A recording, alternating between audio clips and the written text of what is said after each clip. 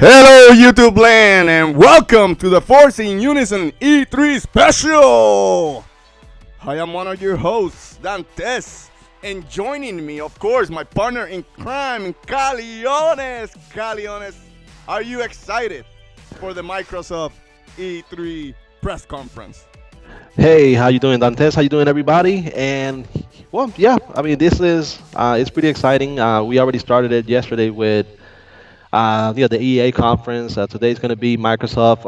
Later tonight is going to be Bethesda, and tomorrow is like I'll say the big one. So today we got Microsoft, tomorrow Sony. The following day is going to be Nintendo. So yeah, really looking forward to it. Trying to see what Scorpio is all about. And more than Scorpio, hopefully we're gonna get a glimpse of the actual games for the system. So hopefully not just the system, but the games as well. I agree 100%. I know there's been a lot of talk about hardware, so I'm really looking forward to see what games they do offer. There's some rumors that they may have some exclusives or some time exclusive coming up from SquareSoft or Square Enix. Sorry, I wish it was still SquareSoft. But talking about Square Enix quickly, they dropped Kingdom Hearts 3 trailer last night out of the fucking blue. I was like, Square, why are you doing this to me? You fuckers. Anyway, I was just wanted to drop that in there. That they dropped a trailer for Kingdom Hearts. Looked pretty good, honestly. It's just that it's Yeah. gonna be like 5 more years before the damn game comes out. But it's still So I mean, exciting. I mean, something I really liked about the trailer is that it did show like areas that we had already seen before and scenes that we already had seen before, but the improvement of the one that we saw back in like 2015 to now 2017, it is a big improvement. So I mean, of course, we gotta wait 2 3 more years for the game to come out, but if that's what we saw from 2015 to 2017, can you imagine from 2017 to 2019 or 2020? So. Sorry to interrupt you, Caliones. It has just started. They're doing the Sony way. They're doing a montage up the ass. So hurry up. Let's start watching this shit and see how Microsoft starts out of the gate.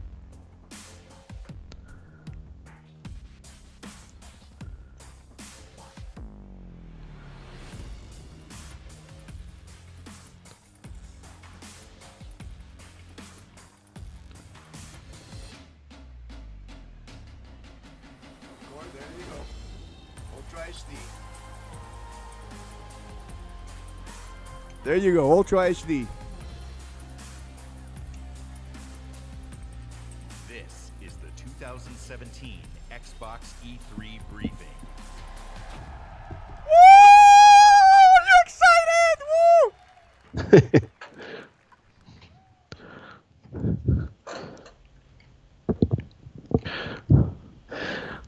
Well, I don't see any green. Where's Team Green? Come on. A lot of black. Maybe the new Xbox is black.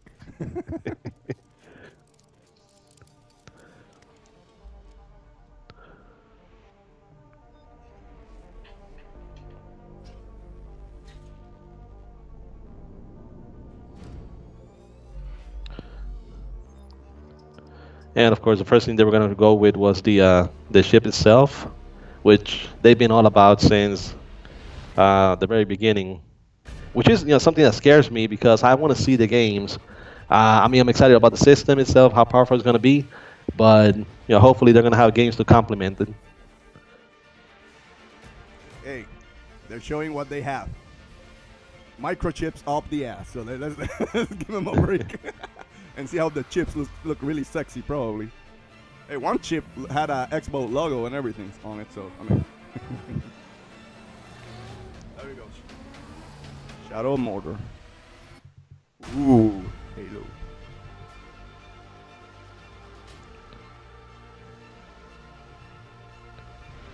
Forza.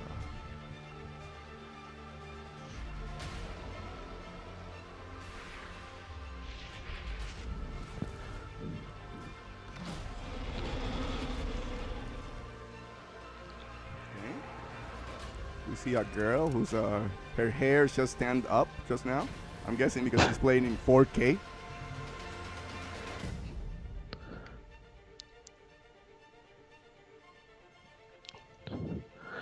Okay.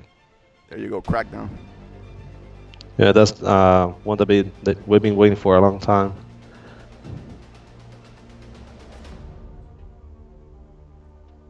Is that the box?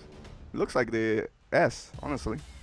Ladies and gentlemen, the Oh, head of that's the Xbox, box. Phil Yeah, controller's gonna be the same. It, it Boxes, yeah. it's similar. It looks like it's like a double stack. It's almost as they're taking the Sony route and they have the triple stack. Soon all the consoles are just gonna look like towers and it's just gonna stack up on top of them, on top of them. Yeah, but they're not going fully Big Mac on that one. Let's see what Uncle Phil has for us. Good afternoon.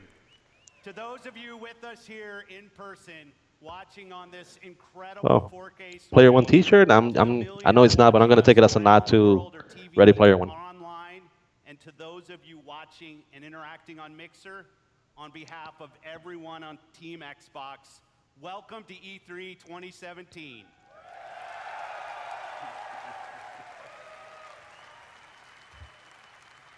When the renegade group of gamers, creators, and engineers came together to form the original Xbox team and deliver the first Xbox console, we were driven by three principles: empower developers, delight gamers, and deliver true hardware and technical innovation.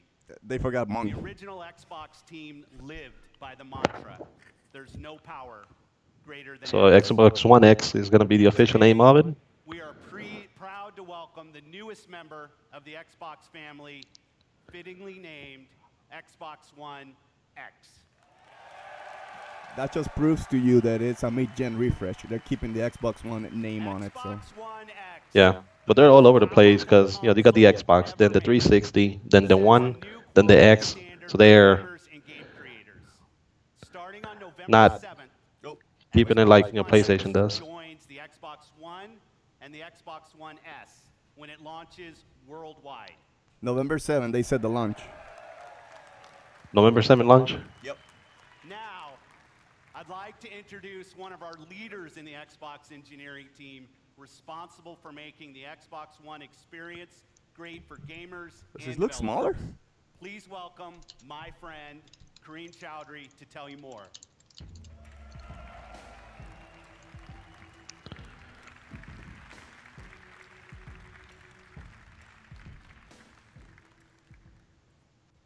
Thanks, Phil.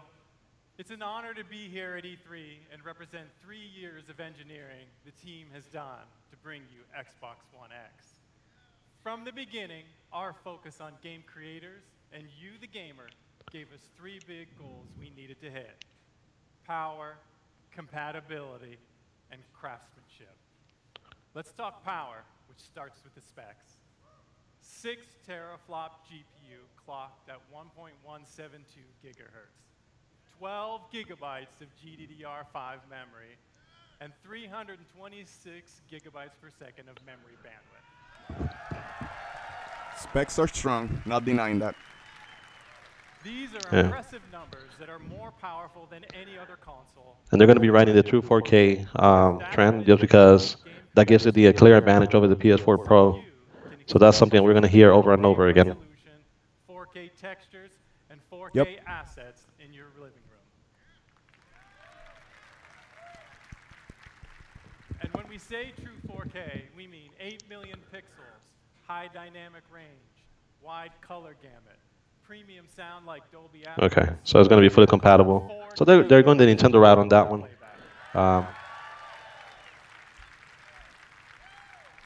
Next, Backwards? compatibility. We Okay. knew compatibility was critically important for Xbox One X, and your reaction to 360 backward compatibility has energized the team even more. Okay, so it's going to have like a built-in boost mode, like the PS4 Pro does. Games will work with Xbox One X. Expected. I haven't seen anything surprising right now. For the team and me, that wasn't good enough. We wanted more. The game library you have today will look and play even better on Xbox One X with Yeah. enhanced visual fidelity. So, nicer I mean, something that we already knew. faster load times. Wait. Let me see. He said that it would increase Even if you haven't resolution. made the jump to a 4K TV yet, we designed this product for you as well. Since Xbox One X enables a technique called super sampling, the new 4K games Okay, 16 and M's. today will look better on your 1080p TV than anything you've seen before. And finally, craftsmanship.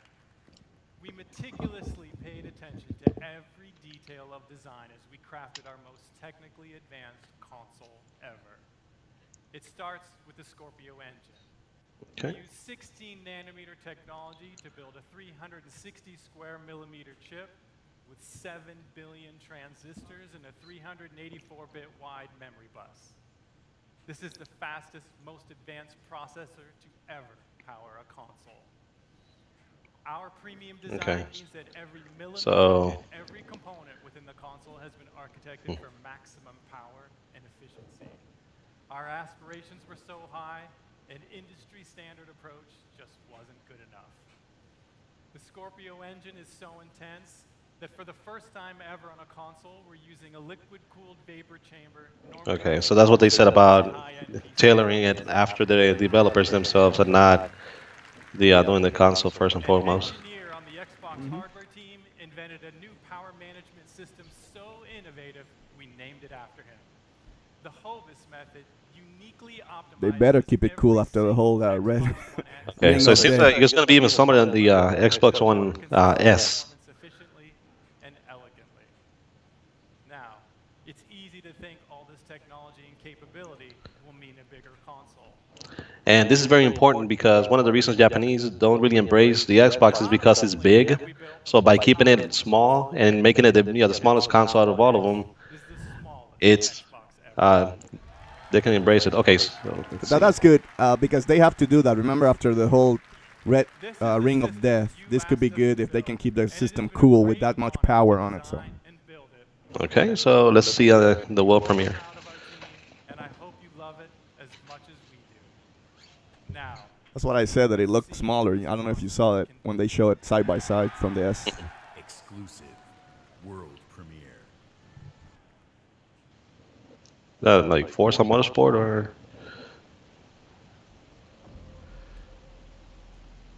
Xbox. Here we go, Xbox One and Windows 10 exclusive.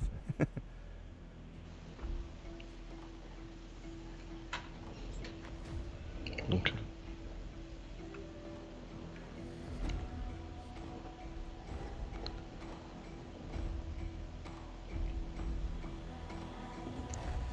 I do wonder if they're showing it on like 1080p or 4K or what resolution. Probably, I'm guessing 4K at somewhere. But yeah, that's Forza, right? Yeah, if not for people that do support the 4K, if you're not seeing it at 4K, I'm pretty sure they're gonna upload the videos later on at their native format so you can see it. And then, I guess I appreciate how it looks. It still looks good. I have to give credit, right? It looks good. No denying that. Gran Turismo has a lot of competition to be the best looking racer on the planet. Motorsport 7. Yep. Yep. Okay, and let's see if they do announce a release date as well. So, Caleones, what do you think about the graphics on Horizon? On which Horizon? This Horizon. It looks. Forza Motorsport, but I know they call it Horizon sometimes. So. Well, Forza Motorsport 7. Okay, so this is more Motorsport 7. My bad. Yeah. Yes. Yeah, they have the other two. So yeah, it looks good, but like I said, if seeing it on a 4K TV, we could better appreciate it. Or I'm pretty sure they'll be able to show it as a stream. It's not always going to look as good as it will natively. So. Through your passion for racing on Xbox and PC, Forza has become the premier partner to the automotive industry. So today, for the first time in history, a flagship supercar is making its world debut here. I think the only mistake that they're doing is they're talking too much. Yes, but not for the console. I'm just saying for the game presentation. Let me clarify. Yeah. Well, even though it can't be any worse than the EA conference. No, nothing can be that bad. Our vision for the future of racing and esports. And this car has never been seen outside of the guarded walls of Porsche. That honor belongs to you. exclusively. Ladies and gentlemen, may I present the 2018 Porsche 911 GT2 RS. Well, they better do a giveaway on the vehicle for the people present over there. I'm not a car guy, sorry. So, This but is hey, not hey, only hey, the most it's a nice looking car. I wish I had it. impressive of Porsche's legendary design. It features the most powerful. Hey, we got 5 people 911 joining us. engine Thank you guys for ever watching. made. Like the New Xbox record, One 5 X, people. Woohoo! It's a monster. And with over 4.8 million active players across Xbox and Windows 10, Forza is one of the largest racing communities on the planet. You Hey, Shannon. made this historic moment possible. I'm sorry. Through your passion for racing, Hello, the digital Shannon. and the real worlds are merging in an unprecedented way. So now, let's take a look at the Porsche 911 GT2 RS in Forza Motorsport 7 running on Xbox One X. I'm joined on stage by 2 presenters for our Forza Racing Championship Esports Series. I'm Shannon McIntosh, professional race car driver and Porsche driving coach. There we go. I'll be pushing the GT2 RS. This is to the its shit that limits doesn't help on Microsoft. Sunday streets of Show the Dubai. game and move And on. I'm Verena May, professional racer and stunt driver. That's why I believe will be Nintendo will be fighting to better, survive quicker. dynamic Just weather showing and games, turbulent games, rain games. in 27 the minutes, Nissan you're GT-R done, you're out of the race door, you're dropping the mic, Start and with you're saying Shannon. goodbye. In her Yeah, because this is going to be what Nintendo's going to be showing over at the Treehouse. power of Xbox If One X, they, Forza I mean, they got to learn. Yeah, some of the companies got to learn. If you don't have like a big show or, like, and when I say show, I mean, like to supply people, not to have somebody standing up and just talking. So just show the trailer. You already did the trailer. Announce if you have a release date or anything else, and then move on to the next game. Leave this for, for you just streams, following the show. But I agree. 100% agree. but it does look with the dynamic weather and reflection from the surface. It looks good. I'm not denying that. The graphics look really good. And should be 60 frames per second, of course. It's a racing game. So, Okay, so the only question is going to be, do you need to only buy a single copy, and that copy is going to work on the Xbox One, Xbox One S, Xbox X? So Good if with, question. with that one copy, you can play it on all of them. I'm assuming yes. It's more thrilling and competitive. Feel the intense heat grease up your tires as you battle your rivals. And it's more beautiful and alive. Dark skies open up and change as the sun emerges from the clouds for a breathtaking finish.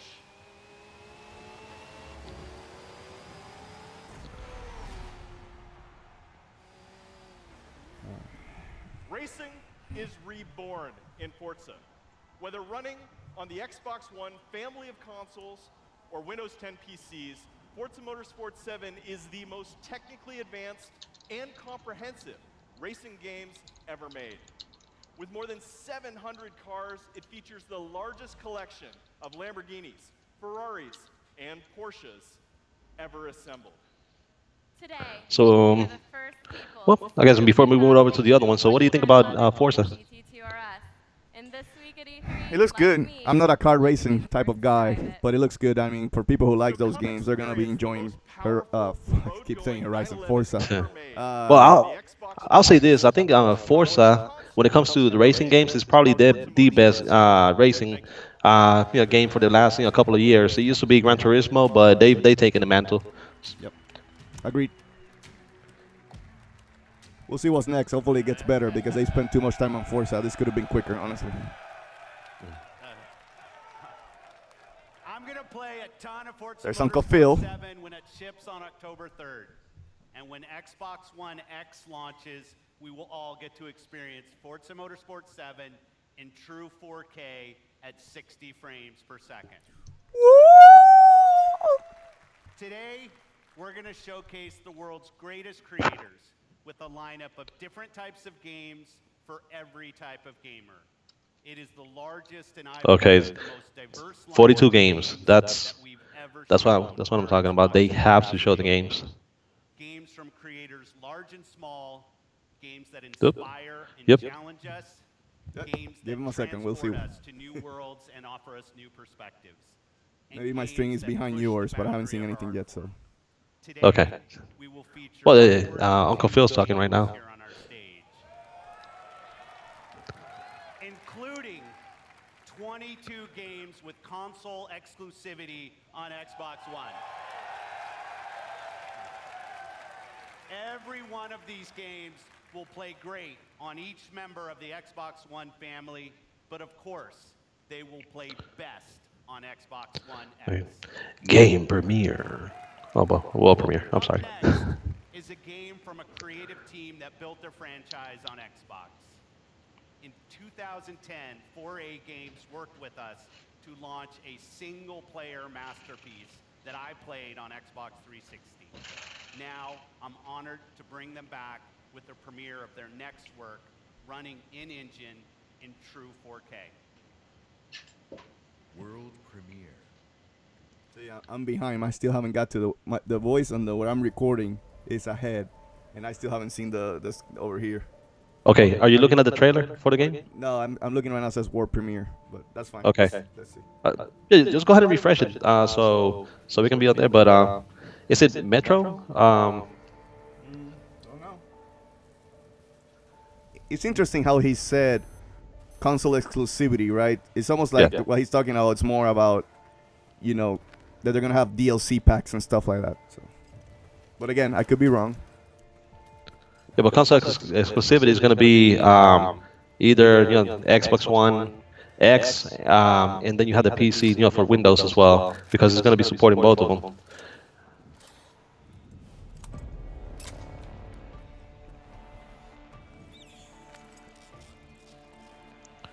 Now he didn't mention if it was 60 frames per second. So. Mm-hmm. Yeah. Yeah, music sounds like from the movie Kick-Ass. Let's see.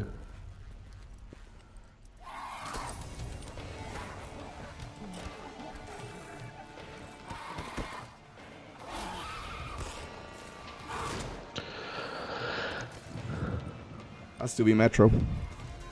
It has to be.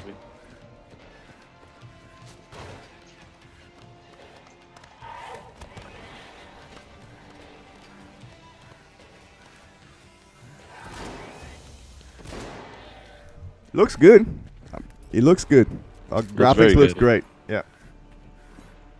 And how big is the world based on what is showing on here? It seems a little bit linear, but honestly, that's not bad. Linear games are okay, people. Not everything has to be open world games, and making it linear is also going to help you push the visuals in the game. So. And the story. So making it linear, you can tell a better story as well. Yeah, I get tired of that trend. Oh, it has to be open world. No, you can tell a good story. A linear game can be good too. So, but look, they show that it's pretty big world anyway. Look at that. Yes. So this is what like a Resident Evil 4 game would look like in 2017. One came out this year, just to give you a heads up, Caleones. Well, yeah, but that was I'll take it back.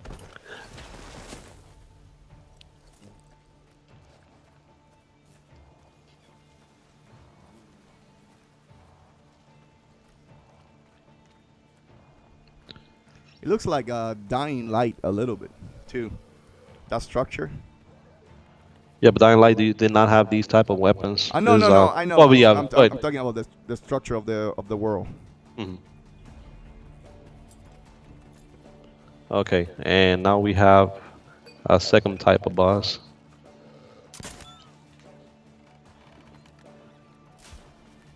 And exactly what I would do, which is just run.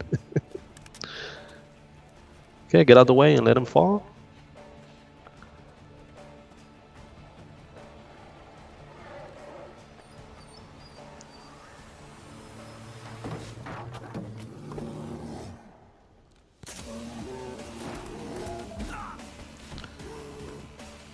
World is pretty big.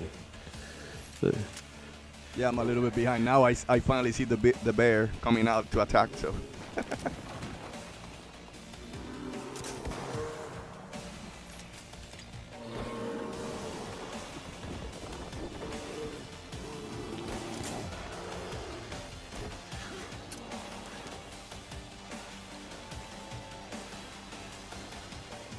Metro.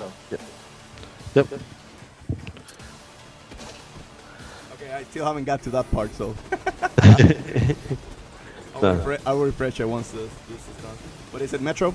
Yeah, Metro Exodus.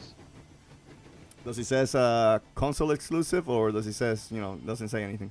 Well, actually, we don't have time because we're going straight to another world premiere. Okay, so if they didn't put like they did on Forza console exclusive, I expect to see it on PlayStation 4. That's the trick with Microsoft. You have to be careful with that. This is what Assassin's Creed. Yeah, probably Assassin's Creed.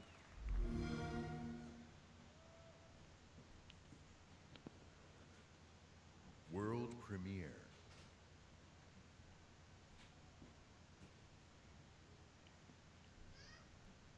We are the first. The first to see the gods. I'm still even if I refresh there, I'm still behind. The first Okay. to tame their beasts. The first to guard the soul from evil. Yes, it is. We conquered. Of course, that is not exclusive. So. 2 third-party games they've shown. They only shown 1 exclusive as of now. So we'll see if Uncle Phil delivers at the end. Yeah, but also we gotta think like, do they have the marketing rights of those games? Are they gonna Yes, have they do. additional DLC? Since they're gonna be So that's something we gotta look forward to. No, and that's what I'm saying. That's what I'm saying. That when he said console exclusives, it's probably he's been saying that he'll have exclusivity and DLC and stuff like that. Which is again, it's fine. Like I said on our preview show yesterday. I don't care if Sony has Destiny and Xbox has Anthem. I don't give a shit. As long as everybody gets to play it, who cares? Okay. What defines a console is exclusives, right? And Yeah, Assassin's Creed Origins. So we'll see. Yeah. Okay. And now we have somebody coming over to talk about the game. But that was good. I like that. You have the Metro trailer that you got in sections. You're even ahead of the stream when I'm recording, dude. You have to Okay. Okay. Listen to the string. I'll go ahead. Hey, 6 people watching. Thank you guys. Whoever's watching out there. 6. New record. Yep. Assassin's Creed Origins. Yep. Thank you. Ancient Egypt is the birthplace of modern civilization. And it is also the birthplace of the Assassin's Brotherhood. Assassin's Creed Origins is taking you to the perfect You know what's funny? for an epic You're gaming ahead, adventure. right? Then when I'm recording the string, it's ahead, and then when I'm watching the string is behind. So I got 3 lagging. You're ahead, then the string, and then my. And this is why we're doing it, just so we can get get the experience on how to do the streams on here, since we haven't really done it before. You guys are popping a cherry for the first time, okay? Congratulations, all 6 of you. And now we're about to see 5, 4, 3, 2, 1. But recreating ancient Egypt, going back so far in time, pushed us to rethink and expand our gameplay mechanics. We added many RPG elements to a huge systemic world. Okay. Detailed analyze So. Wait. He's still talking. The guy from Assassin's Creed still talking on the string. Show you what the game looks like on Xbox One X running in 4K. Maybe you should refresh your string so it gets delayed back. Bayek is coming back to Siwa, his hometown, to kill the fake oracle, Medunama. World premiere.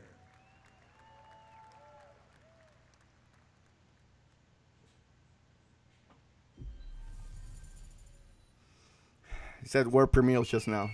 Yeah. So.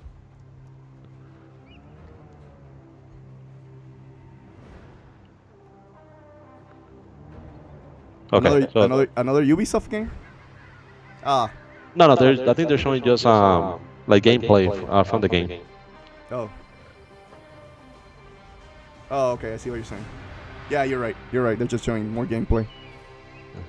To your point, they should have left it at the trailer and you're done and move on to the next one, right? Yes. Siwa, my home, the sacred oasis. And if they would have done it that way, because they did say that they had like what, like Hey, over 40. that's the trick, Uh, Caleones. That's the trick. When they say Xbox X Enhance and HDR and 4K, right?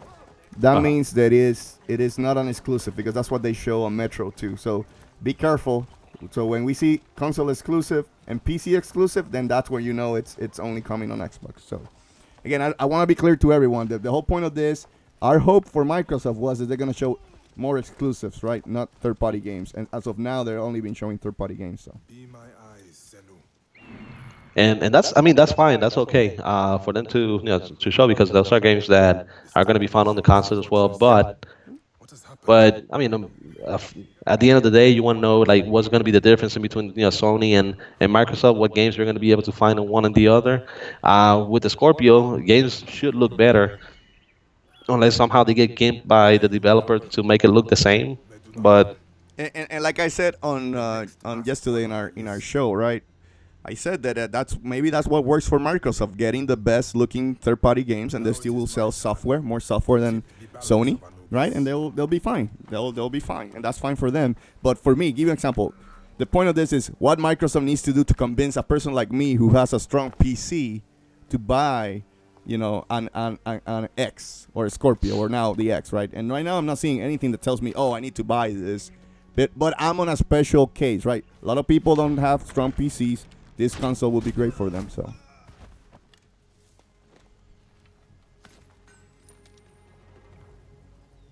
it really looks like Assassin's Creed.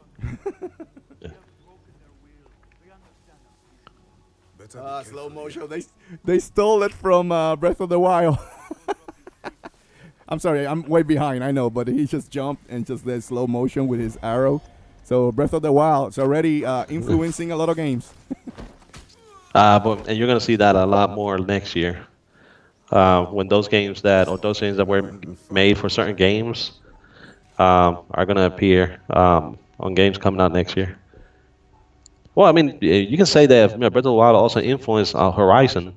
When they showed the game on last year's E3, Sony and Guerrilla Games, they had a chance to go back and change certain things. But hey, that's for the better. If something makes a game better, that's what it's all about. Steal from everybody. Even one of the greatest games of all time, The Last of Us, is not the most original game. Trust me. There's a lot of things that were taken from a lot of other games. So. Well, including the supporting character, Ellie. They stole the face of Ellen Page.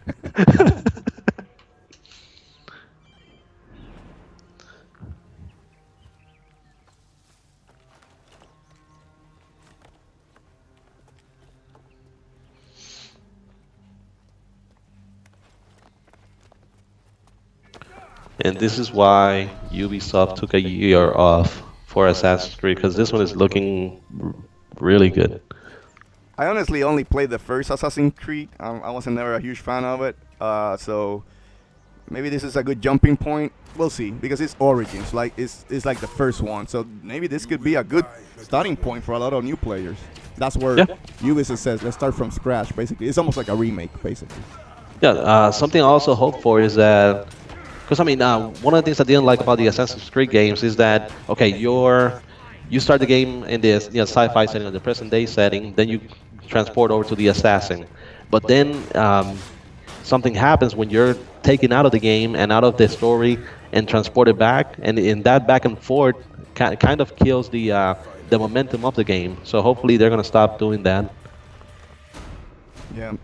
Oh, shield bash like Link. I know I'm behind, but that's fun. That was funny. The only thing that I'm noticing, maybe I don't know if you've seen it. I'm not seeing a 60 frames per second. Maybe it's the stream, but everything that I've seen right now from third parties looks 30 frames per second. But I may be wrong. Yeah, but then again, I mean, we're streaming it, so that's what I'm saying. That's what I'm saying. I don't know. Mm-hmm. Today, communities of gamers not only play together, they October create 27th. together and watch together. A whole new genre of games has emerged designed for both the player and the community. And with Mixer, we're innovating new features to make these experiences even better.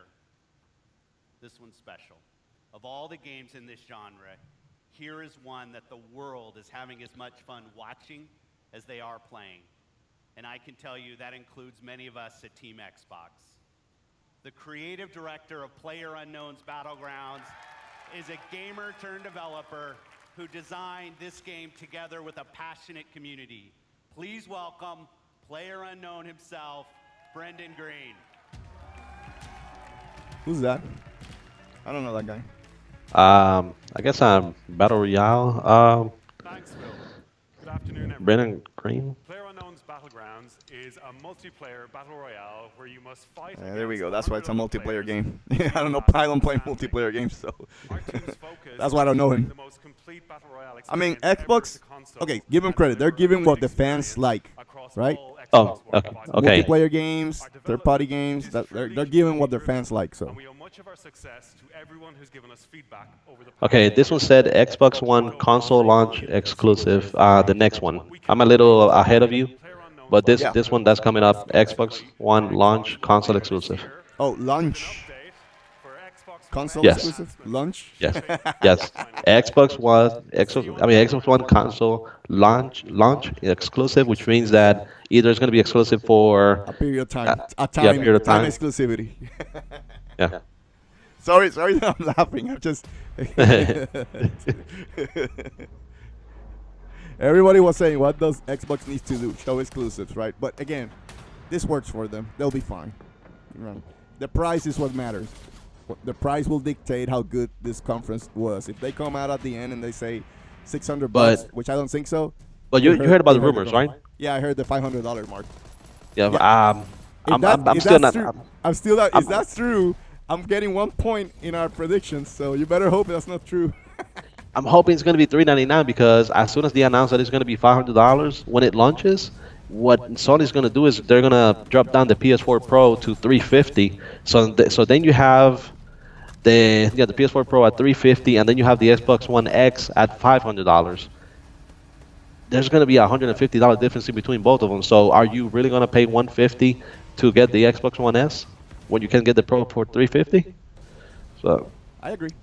That's a good spot Sony's at, right? And the same with Nintendo. Nintendo at any point they can lower the price to $250. That console at $250. Fuck.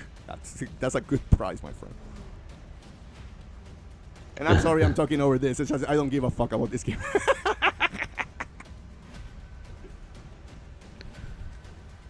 Okay.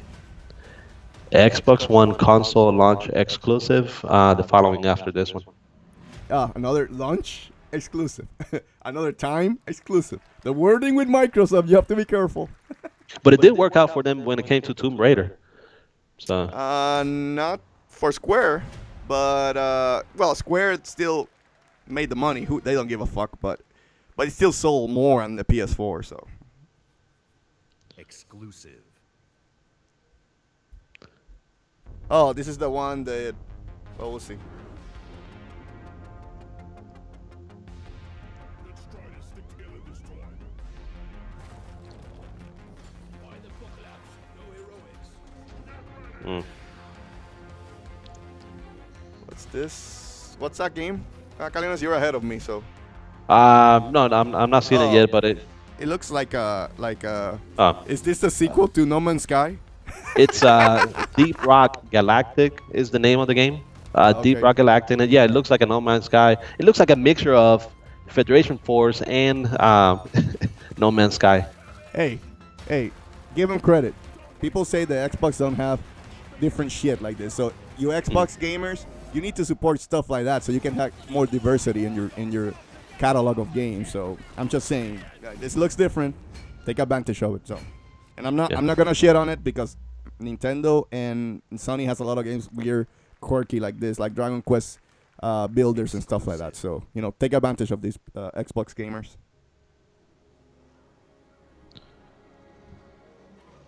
Okay, yeah, I'm gonna try to pause this so so you're gonna cash up to me. Refresh it. But this one's Xbox One console exclusive. Oh, the next one they're showing. Yeah, That the one one- That one did not say launch. That one clearly stated Xbox One, Windows 10 exclusive. So we'll see. All the comforts, the simple pleasures you took for granted. How would you protect yourself and the ones you love? One person wrote on the chat, Last of Us 2.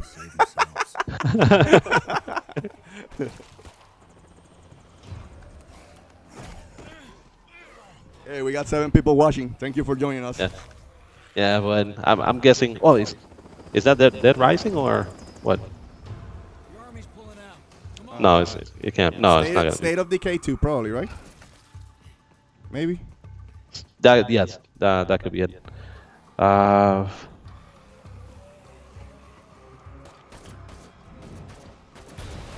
is it gonna be like a way out for Sony or from EA that you're gonna be obligated to play with somebody else, and it's not even gonna allow you for online matchmaking, so you really need to have a friend. Again, this is where Xbox, it's the best from any console, right?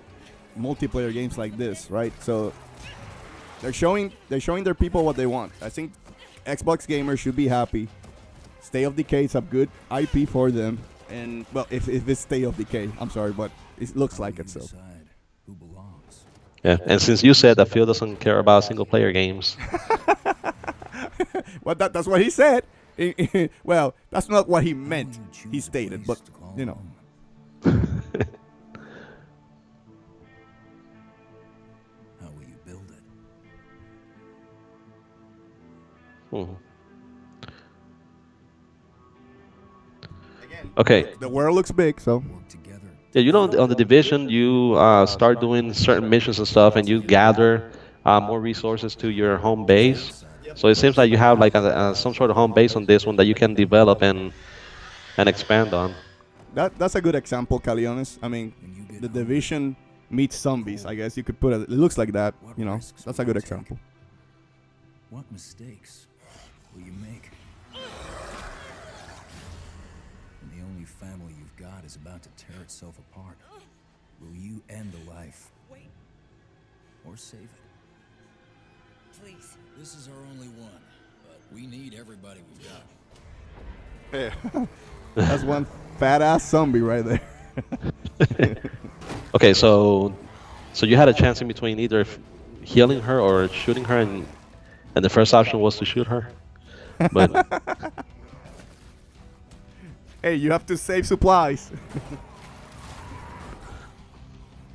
Ooh.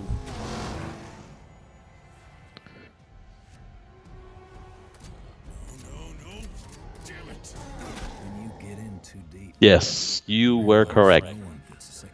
What was it? State of Decay? Yes. That's fine.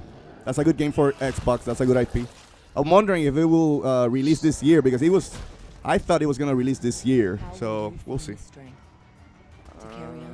Oh, it says play anywhere title Xbox One. So that means that you can play it on the S, on the original OG Xbox One. Hey.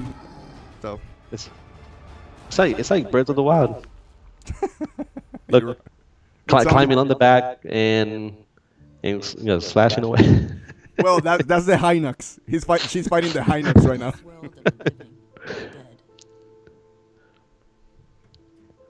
But I mean, game looks good, and it looks like it's going to be a lot of fun playing with your friends. Oh,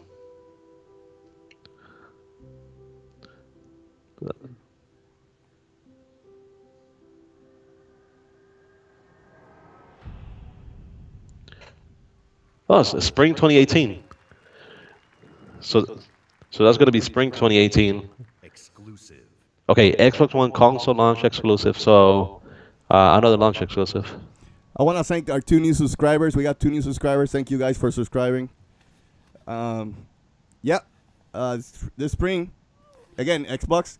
Sony's first quarter of the year. Xbox's fourth quarter of the year. So I expect a lot of exclusives coming this fourth quarter for Xbox. Nintendo doesn't give a fuck. They just drop it and just like, fuck you. Here's my exclusive. What's up with all the blood? Are we seeing so much blood in between all the games? Well, this is a mature console for sure.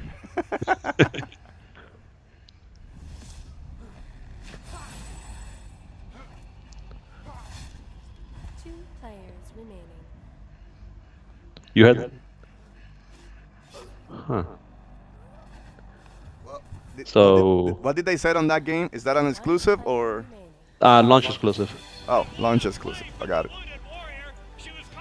They seem like they made a lot of deals with a couple of indie developers, right? Because Okay, hold on.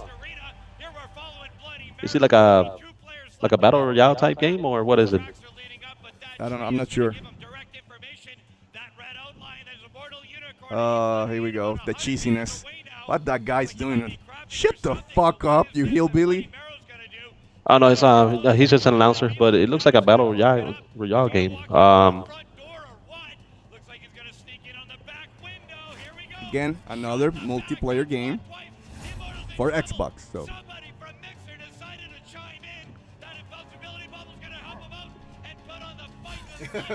A lot of people writing in the chat. Cringe. Okay, oh my god! Oh my god! He shoots! He scores! Goal! No, the Darwin Project. Mm-hmm.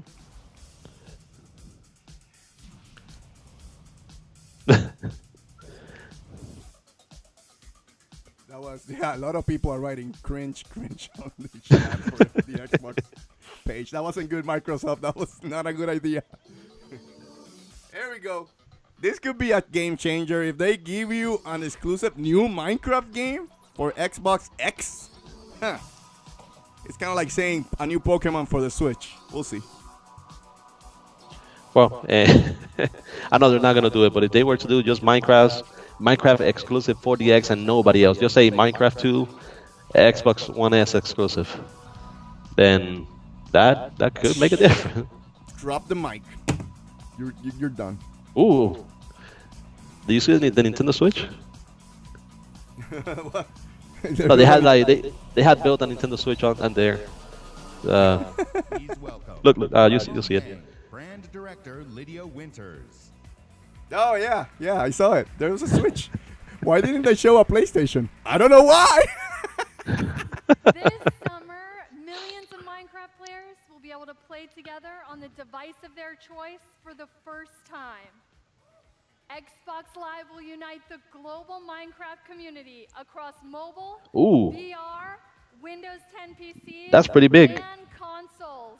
They're going to be uniting the community in between mobile, PC, consoles. We'll see. We'll see, because Sony and Microsoft had a huge deal with if they could cross-play between each other. Yeah, but maybe that's why we saw the Switch on there. Yeah, but Nintendo probably were like, yeah, sure. Hey, show us on your E3 conference. Give us promotion for free. Minecraft will receive a free 4K update that brings more graphical options to the game. But we didn't stop there. With all this talk about graphics, we're taking things one step further. Today, we're revealing a new look for Minecraft that we're super duper excited for you. A new look on Minecraft? Super duper excited. Yes. One X and available this fall. Let's check it out. Coming this fall. Lighting, ambient lights. Yeah, so it is literally called the Super Duper graphics pack. And it's okay, so it seems to be for the Xbox One S and PC. Not sure if it's going to be available on the other one, but it does support the 4K. Yep. It does look nice. And it gives me a pretty good idea of what a sequel to Minecraft could look like if they were able to make one, which I don't think they really need to. Microsoft knows if they did an exclusive Minecraft, they will sell a lot of Xbox. But they know that they can make even more money if they keep it multi-platform. So, and at the end, what matters is the almighty dollar. Showed me the first version of the game in 4K. I was blown away. Mojang is a great example of a studio that started something new and different that led to a global phenomenon. Yeah, except for the owner that he's on suicide watch. Looking for games that are fresh, new, and in some cases familiar. That means ensuring that the biggest third-party franchises you want to play are there for you on Xbox One. Of course, you'll find these great games in the Xbox Store available for pre-order today. But bringing the biggest blockbuster franchise is just one part of the job. Delivering broad, diverse, and new games to Xbox means searching to find unique games from creators around the world that will surprise and delight.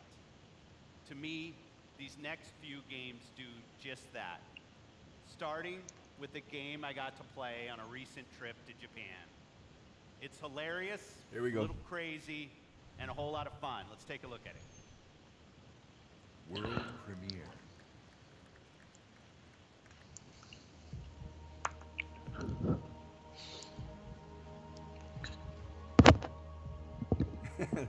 Some people are writing Halo 6. I'm guessing it will be a fighting game. Well, I'm still, yeah. It's Dragon Ball, so.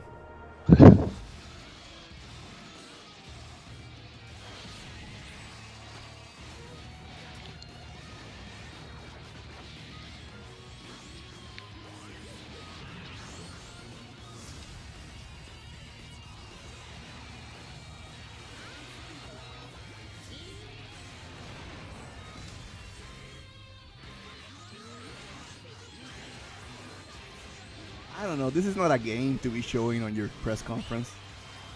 Is this Microsoft saying that we have some Japanese studios supporting the Xbox brand? I'm sorry. I'm sorry.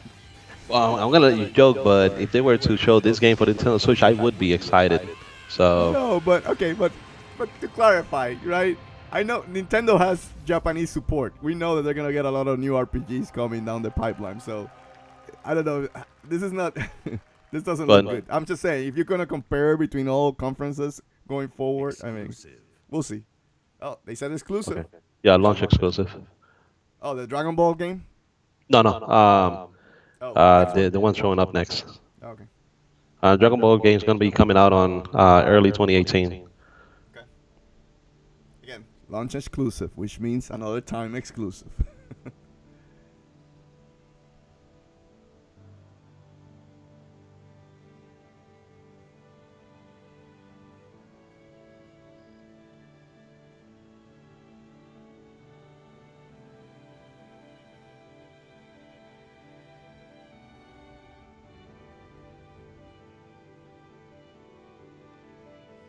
Again, they did not put the whole exclusive like they do when it's an exclusive on the corner. They just said 4K. Well, they did put on here Xbox One console launch exclusive. So again, but it's not when it's a true exclusive. They put a rise and nice on the corner. So okay, so early 2018. So another game that's going to be early 2018 as well. So they're keeping true to like only showing games that are going to be coming out within the next fiscal year.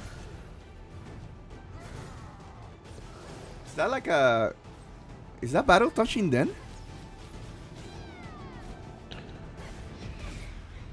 No. Okay, my bad. The characters look like, but no. I mean, before they started showing the fighting, I was going to say like something like Age of Empires or something like that, but yeah. It looks Japanese for sure. So yeah. Maybe this is where the Japanese portion of the game of Microsoft shows up.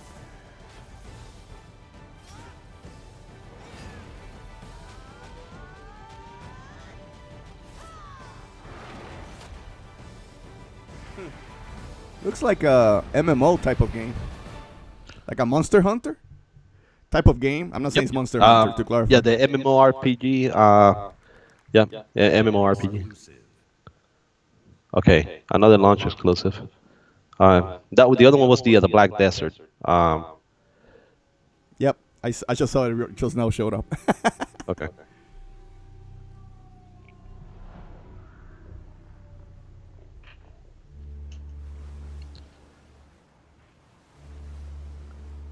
World.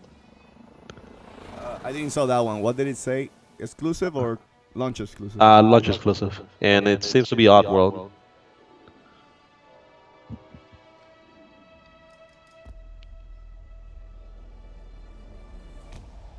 Or is it?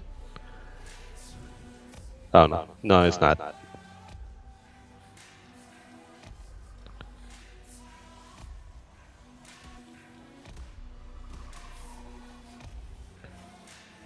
Huh.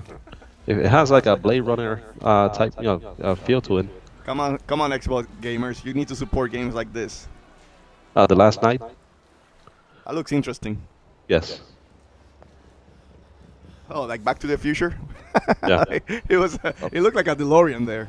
Yeah, I believe they had already talked about this game previously, but now we're finally seeing from it. I believe I remember seeing it at some time before. Well, I already saw it's not an exclusive. It says coming to Steam too. So. Yeah, Steam is not PlayStation. It's not exclusive.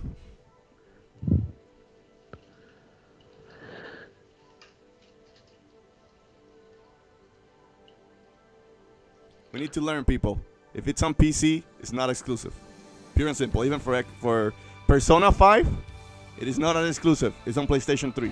So to clarify, all those fanboys calling exclusives, no. If it's on another console, it is not an exclusive.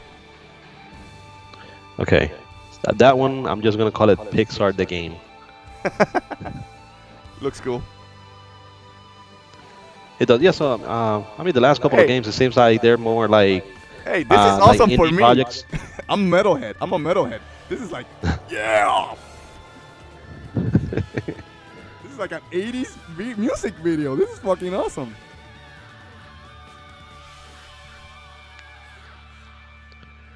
The Artful Escape. That looked pretty good. I mean, the last couple of games, even though they look like indie projects, they look good. Hey, fanboys in the chat, give them a chance of those games. A lot of people are writing that it looks like shit. No, give them a chance. If you were born in the 80s and you love metal in the 80s, you're gonna like that game. Again.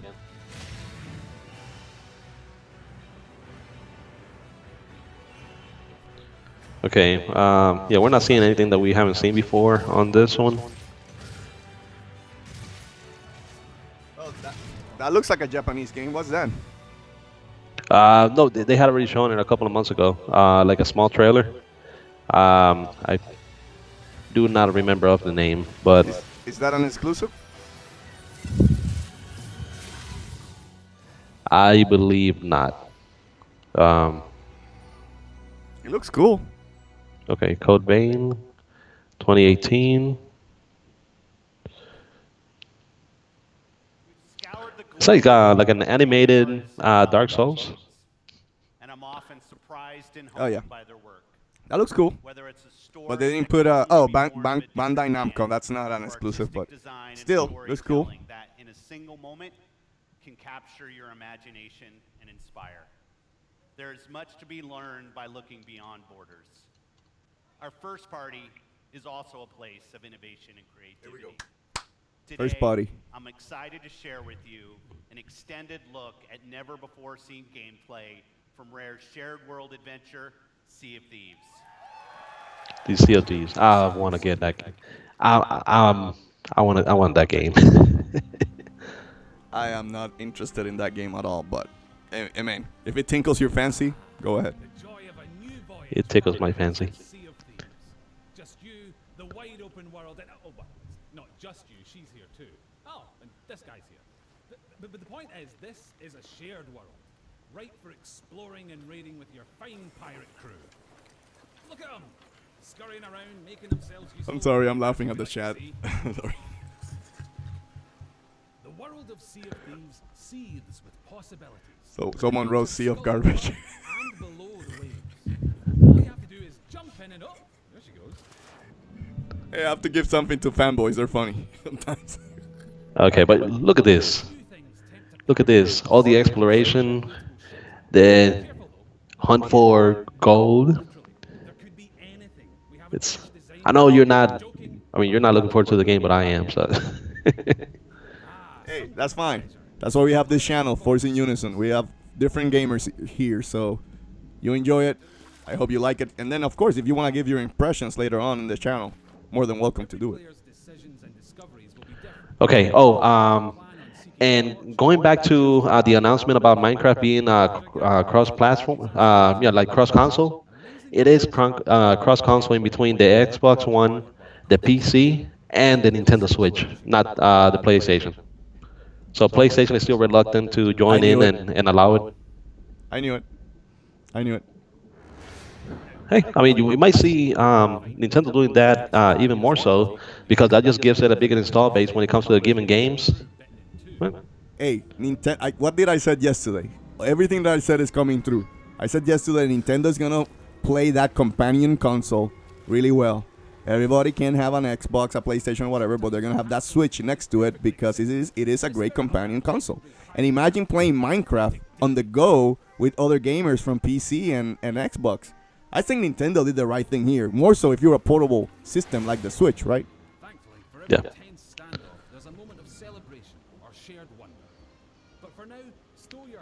Oh. But yeah, but if you want to, you can take a restroom break since you don't care about Sea of Thieves.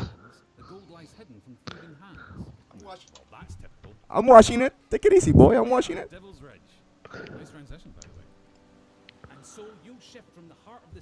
Look at those 4K graphics. It is a pseudo MMO type game, so just wait until you play it.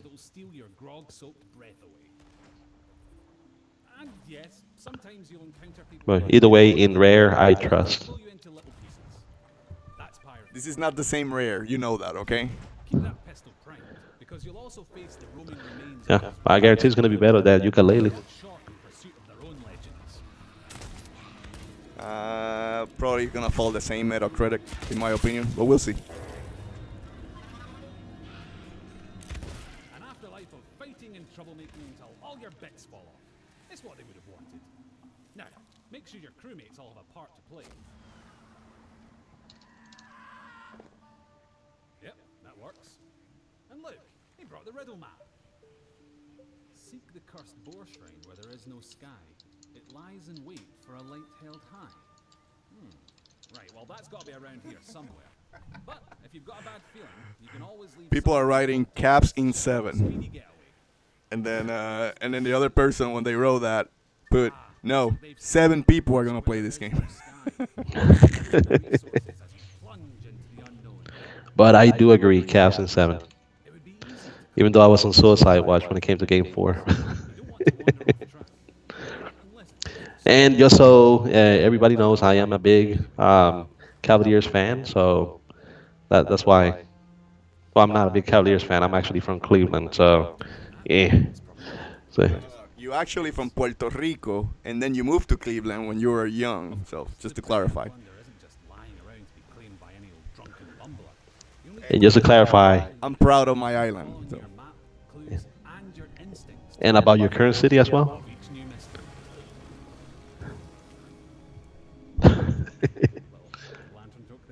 Okay. Step 11 paces northwest through the gloom. Dig my chest from its tomb. And with that, we're one step closer to payday.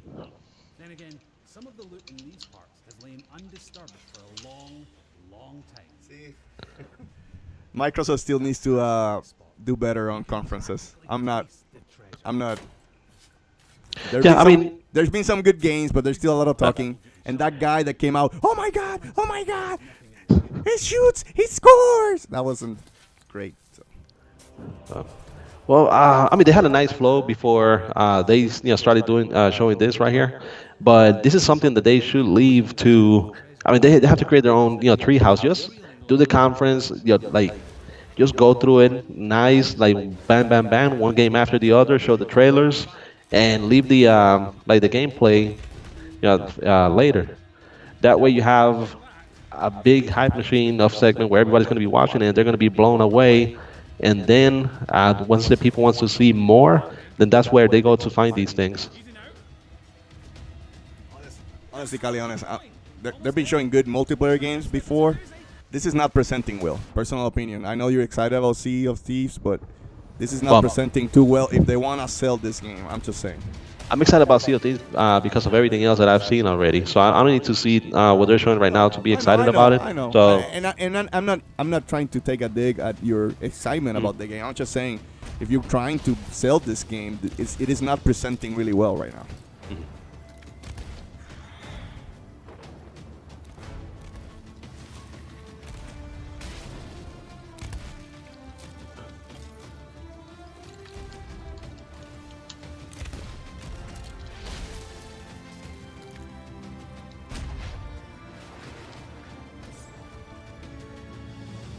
See, they show that big banner, Xbox and Windows 10 exclusive. Regularly beat the odds and get chests back to your ship. You'll be able to turn a tidy profit by trading them in at an outpost. That's just the tiny matter of making it through this storm in one piece.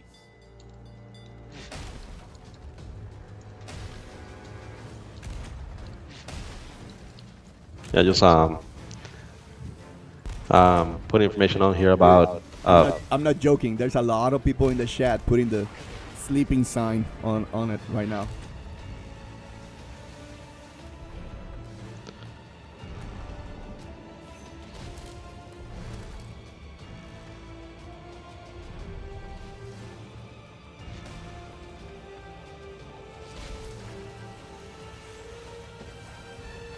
Well, you gotta admit, this is pretty cool.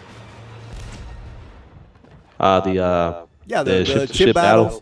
Yeah, but it's been done in the past with Assassin's Creed. Yeah, but that's one of the things that made Assassin's Creed Black Flag. It actually pushed it over the top because it starts kind of slow, but when it goes to the ship battles and hunting for treasures, that's when it became great. At least for me personally.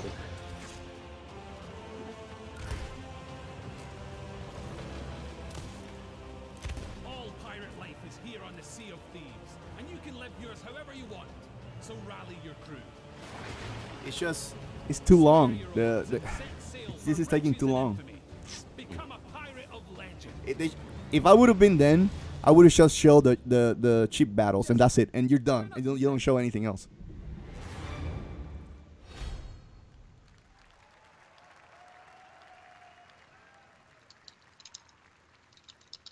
Exclusive. Okay, another launch exclusive. It says launch exclusive. I thought Phil was hitting first party games now. Let's see.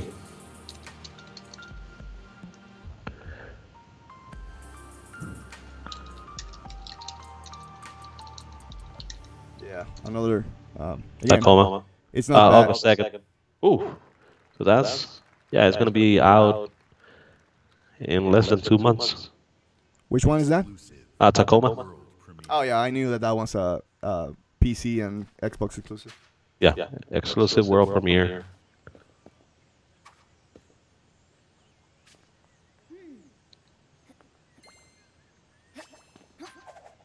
Sounds like Mario.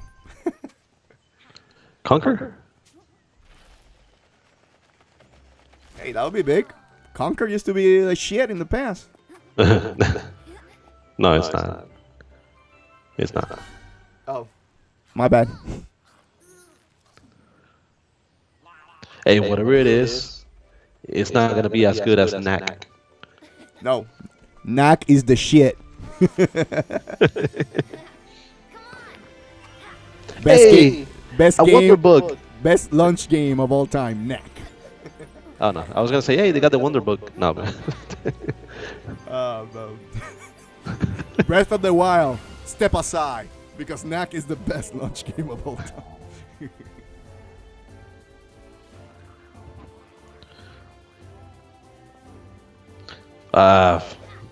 I'll say, just the game being this colorful, it's probably gonna look great when it comes to the 4K resolution on it.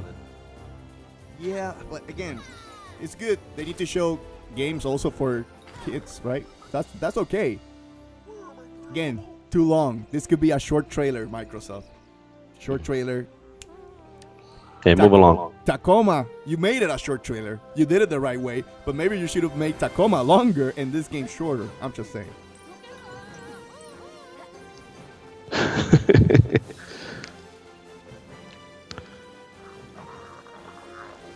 People are writing, please stop Microsoft. It's they could shorten the other trailers. Well, Sony has Crash. Microsoft has this.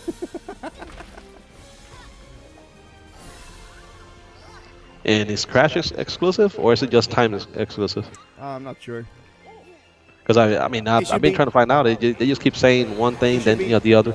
It should be time exclusive, but honestly, if I was Activision, at least I would put that game on the Switch because there's more, gamers on the Switch. I think appreciate platformers more than Xbox gamers. But Super Lucky's Tale. Yeah, no one even clapped. Exclusive. Oh, Xbox One console exclusive. Oh, that one didn't say launch. Cuphead. That looks. This one looks pretty impressive. If it is Cuphead. Is it Cuphead? I don't know. I'm still behind the stream. So. Yeah, it's Cuphead. It's Cuphead. And this one is an exclusive because Microsoft pay to make it bigger, the game. That's why it got delayed. So this one could be good. This one I'm interested in, for sure. This one is interesting game. I'm looking forward to this game. Yep, it is Cuphead. So. Oh, September 29th. Wait, so this one gets a short trailer, but Magic Tail gets a long ass trailer? What the fuck, Microsoft? Come on, man. Okay, so we have an Xbox One and PC exclusive. Okay, the game I'm interested in gets 2 seconds. Well, starring Terry Crews, Crackdown. Oh, next one's Crackdown. I'm still not there, so. We're gonna light it back up because this is far from over.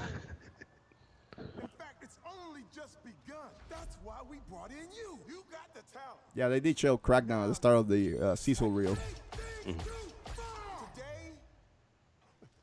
you throw grenades. They hire the guy with Terry Crews. yeah. That guy's a funny fucker. So. Yeah, I love him on Brooklyn Nine-Nine.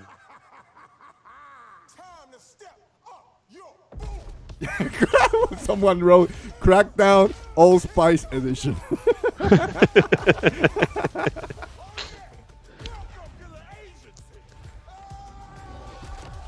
The only thing is he has too much armor on, so you cannot see the chest. Just you going like, yep.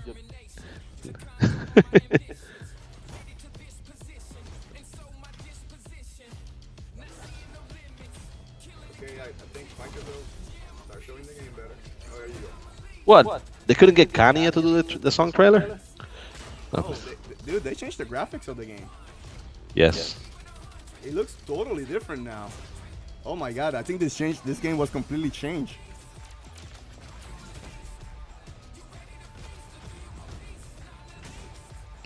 Is this Crackdown? Fireworks. Yeah. It is Crackdown. Are you sure? Yes.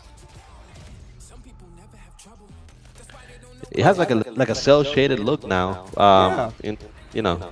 I think what happened to the power of the cloud, Microsoft? I'm sorry, I needed to drop that in there.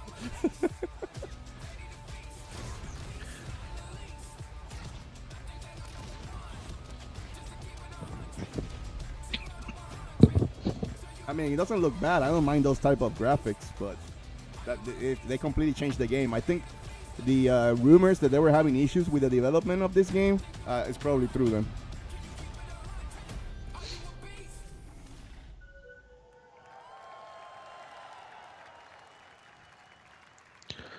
Yeah, I mean, for a game like this, it doesn't really need to be like realistic, so they can give it a more cartoony look. I agree. I'm just giving again. Microsoft showed this game like it was gonna be the best looking game of all time, the most powerful game of all time. I'm just taking a fun dig at them, right? Because I thought the power of the cloud was gonna be the one. And now they're just gonna be showing a couple of different games, just a game reel. So Unruly Heroes.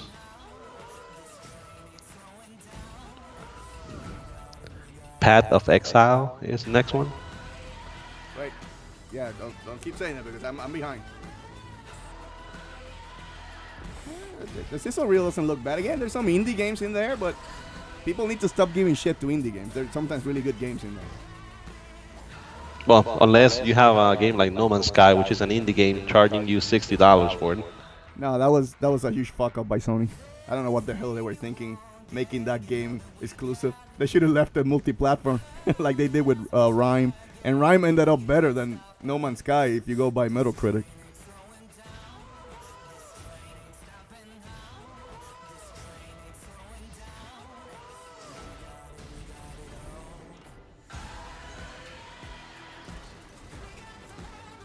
The first time I saw No Man's Sky, I was like, why is people hype about this game? It looks boring as fuck.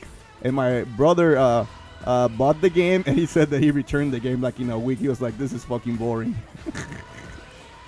The people need to stop hyping games so bad. And I think that was going to happen to Crackdown because they hyped it as the next big deal, and look at it's changed. So at Xbox, it's not just about finding creative artists. It's about empowering them and nurturing them, helping shine a light on their work, making it easy for them to build and share their creations. That's why the ID at Xbox program is so important to us. The team has released over 500 games on Xbox One and Windows 10 through the ID at Xbox program. And this is not just a milestone for the program and the independent developer community. It's a milestone for everyone who loves great games. I hope you're reminded today why it's so great to be a gamer on Xbox. Action, adventure, story, skill, surprise. These next few games bring it all together. Here we go. This is going to be the big reveal. The game whose stylistic approach alone makes it something very special. Exclusive. Did they say launch exclusive or? Launch exclusive. Here we go.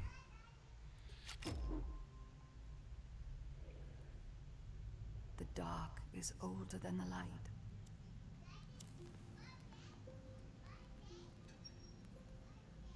At last a day dawned, and we rose with this first light. What is Aurora 44? Caleones. You know that game? No. I don't want to sound dumb, but it sounds more like a developer. Oh. In its wake, the night returned to claim us. So, yeah, they're an independent developer.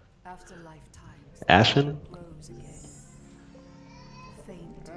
Again, I don't want to shit on it, you know, but this was the conference for Microsoft to show why you need to buy a Scorpio. I don't think this type of game is going to show the power of the Scorpio. I'm just saying. Where's Anthem? They haven't shown Anthem. They haven't shown Shadow of Mordor, which they have marketing rights. And of course, they need to show at least one exclusive surprise, being exclusive, like a Halo 6, something to that extent. I don't know.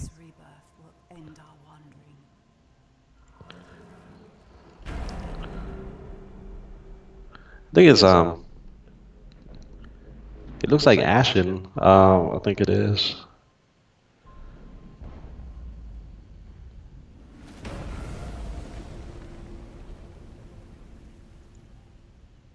Yeah, Ashen. Okay. Did you knew that game in the past? They've shown glimpses of it, but not much of it. World premiere. Life is Strange. Strange. Life is Strange. Here we go. Square Enix. This could be the time exclusive. Yeah, Life is Strange. I think it is. I like the first one. I have the plat for it, so. If this is the big time exclusive from Square, I I mean, it's not like a huge game, but it's still a big game. I know a lot of people are gonna get mad because there's a lot of hardcore fans for this game. So.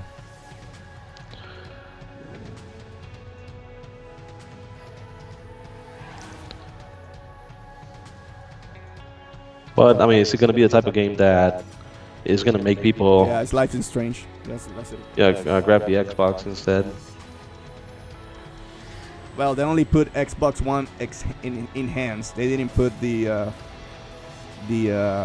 exclusive. So maybe it's not an exclusive. They're just showing it. They got the marketing rights for it. Yeah, they only put coming to store on Xbox One. So it's not an exclusive. So maybe this is not the Square Enix exclusive time exclusive that they had. Okay, August 31st is the first episode. It's going to be coming out. That's big. I mean, that's a good announcement. So. Vice President of Creative, Michael DePlatter. Oh.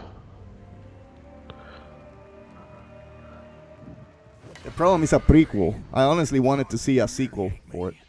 Because depending on the ending that you get, it's different. It's a different game. Honestly, I wanted to see which ending they would pick. Shadow of War. Oh, here's Shadow of War. I knew that they were gonna show this game for sure. I have the plat for the first game. The first game was pretty good, and this one looks that it's gonna be even bigger than the first one. So I'm like in my head, I'm like, oh god, don't keep making the game so big. I have a family. I work. So now I'm gonna kill you for all these orcs to see. Always said you were an optimist. Know what that is, mate? It's about sizing up a situation that's bloody impossible and saying, yeah, all right, I'll have a go. I'm exactly the same way. You know, and I would like to hear a drunken conversation in between those two.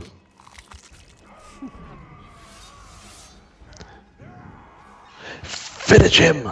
It was always fun. Like every time you would face an orc or a war chief, they would say something different, and it was fun. Like if they got hey, don't miss this. Another Breath of the Wild. Well, dude, I'm behind. Remember. Another Breath of the Wild nod. Okay, let me see. Two new features we're really excited about are forging an army of followers. Oh yeah, I can see it slow motion. Yeah, the bow. Use the Ring of Power and recruit this Olog, Bruce the Chopper, to expand our army. But yeah, the first one, like it was fun. Like if the orc would kill you, he would say something else when he would see you again. But it looks like both the ranger is back again, so that's good. Forgot his name.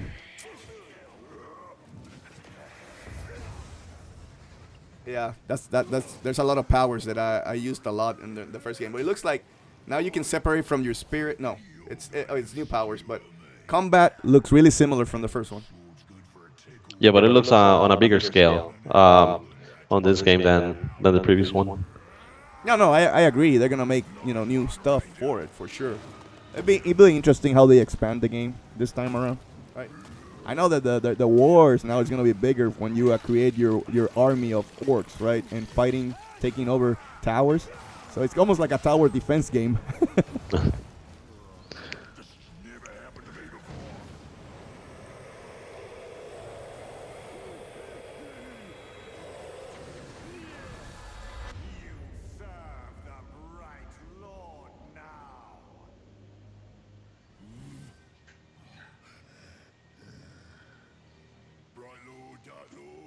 Same thing, really.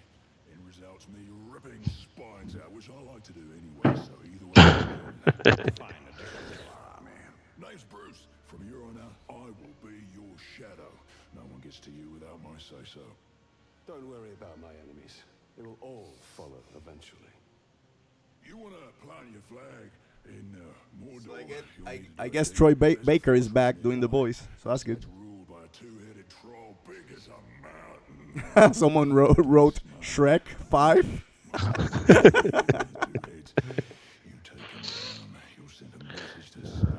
Wow, the Shrek 4K edition. Those guys are funny on the chat, that's for sure. Gather your troops. Will do. Ooh, just make sure you let me pop his heads off, won't ya? So we already have a few loyal followers in our army, and recruiting And now they're groups gonna do means we're ready to assault the fortress and overthrow the Overlord. the gameplay. We're enormously expanding the open world of Mordor to new regions like Saragost and Kirith Ungol. Mordor's a massive, living, breathing world filled with orc society, tribes, and wildlife, as well as stories and secrets. I'm gonna wait until like I did last time when they released all the DLC. They gave it Then buy the edition. Yeah, like I did last time. That's what I did. So, well, that's what typically I do. I don't like playing games like Final Fantasy 15 is one game that I'm regretting that I didn't wait to play it because now there's a lot of DLC coming up and they're improving on the story and everything. So I'm gonna have to replay the game again. So, and I don't have time to replay games.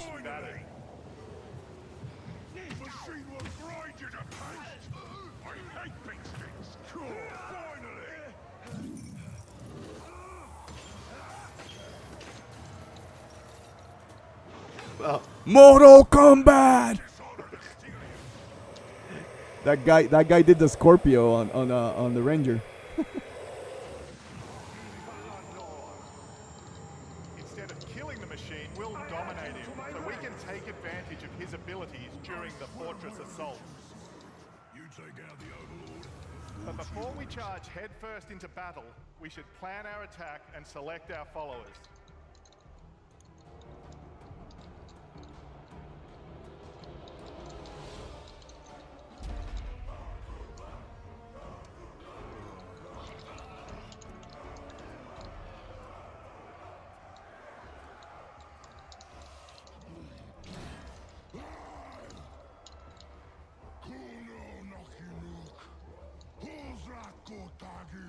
Yeah. It seems like your army now levels up too. So it's almost like you have to level up your army too. This game is gonna be way bigger. I do like. Do want to see is that you have like different dialogue options in between the characters depending on which one you have following you. No, again, like I did in the first game, it was great how they changed the dialogue. I never remember seeing a repeated dialogue in the game every time you met a war chief or something to that extent. But again, Microsoft, this is taking too long. You should show a piece. Come on.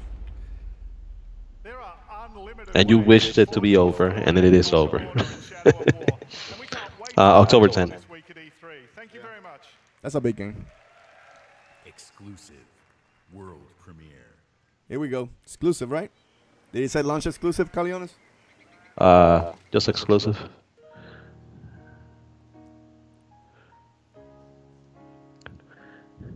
And we have Elton John's son. Yeah, this one's exclusive. Yeah, this one's exclusive. True exclusive. Well, exclusive, even though it's on PC. Oh, God. No. They got Elton John's little boy. Well, Ori and the Blind Forest. Oh, I mean, I'm not in the Blind Forest, but it's going to be Ori.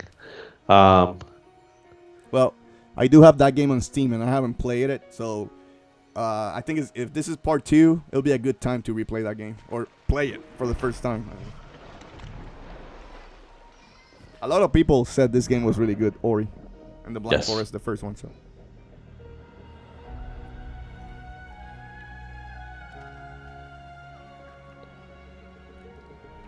Come on, people at the chat, don't give shit to Elton John. I mean, it's a nice piano start for the game. Looks really good.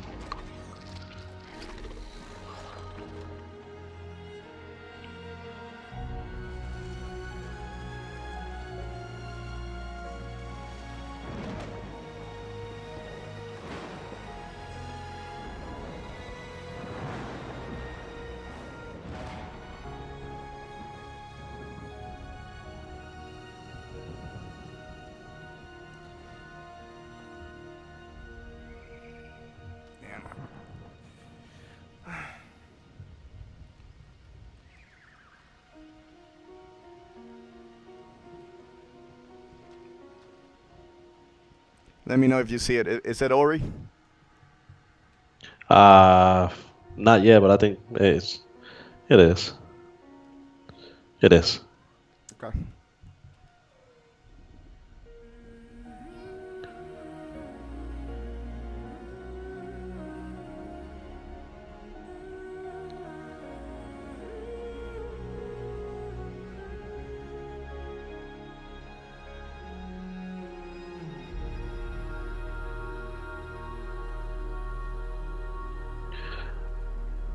Yeah, Ori and the Will of the Wisps.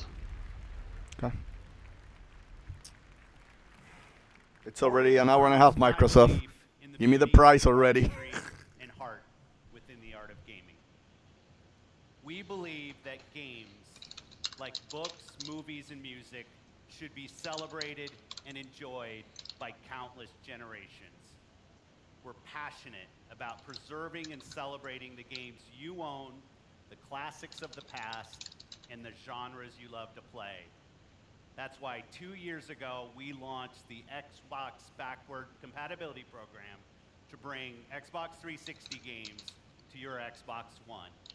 And we've seen tremendous growth in the program.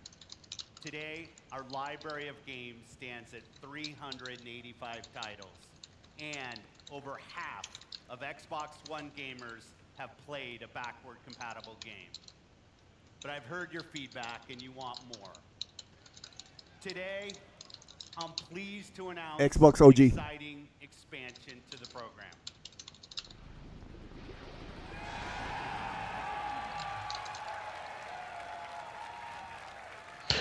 Now we're finally gonna get the Chronicles of Riddick. Um, Chronicles of Riddick, Escape from Butcher Bay, one of the greatest games from the original Xbox. Our team of engineers are working hard to bring us some of your favorite original Xbox game to today's Xbox. You know what I hear? All I hear Phil saying right now is "F you Sony" and your backwards compatibility. Really? Really? You saying that? Really? And it looks great. Well, I mean, are you saying that PS now is a better alternative? No, it sucks. But I'm just saying, really? If backwards compatibility was that huge of a deal, they would have won already when they announced it for the 360. Xbox, admittedly, I know you like to give dicks at Sony, but admittedly, Xbox is nowhere near the history or the catalog of games like the PlayStation and Nintendo. So I help you out, bro. So I want to make a dick. So why is it that as soon as it was announced that Call of Duty Black Ops 2 was going to be backwards compatible, it shot up to the top 10 games of that month? Small people. I'm saying big picture. Why would Sony invest on it? And I'm not defending Sony. Let's clarify. This is a good customer-based decision that Microsoft made. Agreed, 100%. What I'm saying is, why would you spend money on it when you're number one? And that's what happens when you're number one. You get cocky. That is the point. No defending no company. Did he just mention that Did he just say that the games are going to receive a free 4K update? I don't know. Okay, well, no. They're talking about which games they're going to enhance on Xbox. Yeah. This means you probably already have a large library of titles that you own today that will automatically get better on Xbox One X. They say Final Fantasy 15 Xbox X enhanced, so that's good. With a lineup of different types of games for every type of gamer. We showed you the largest and most diverse lineup of new games that have ever appeared on our stage. From every corner of the globe, from developers large and small. 42 games, including 22 with console exclusivity on Xbox One.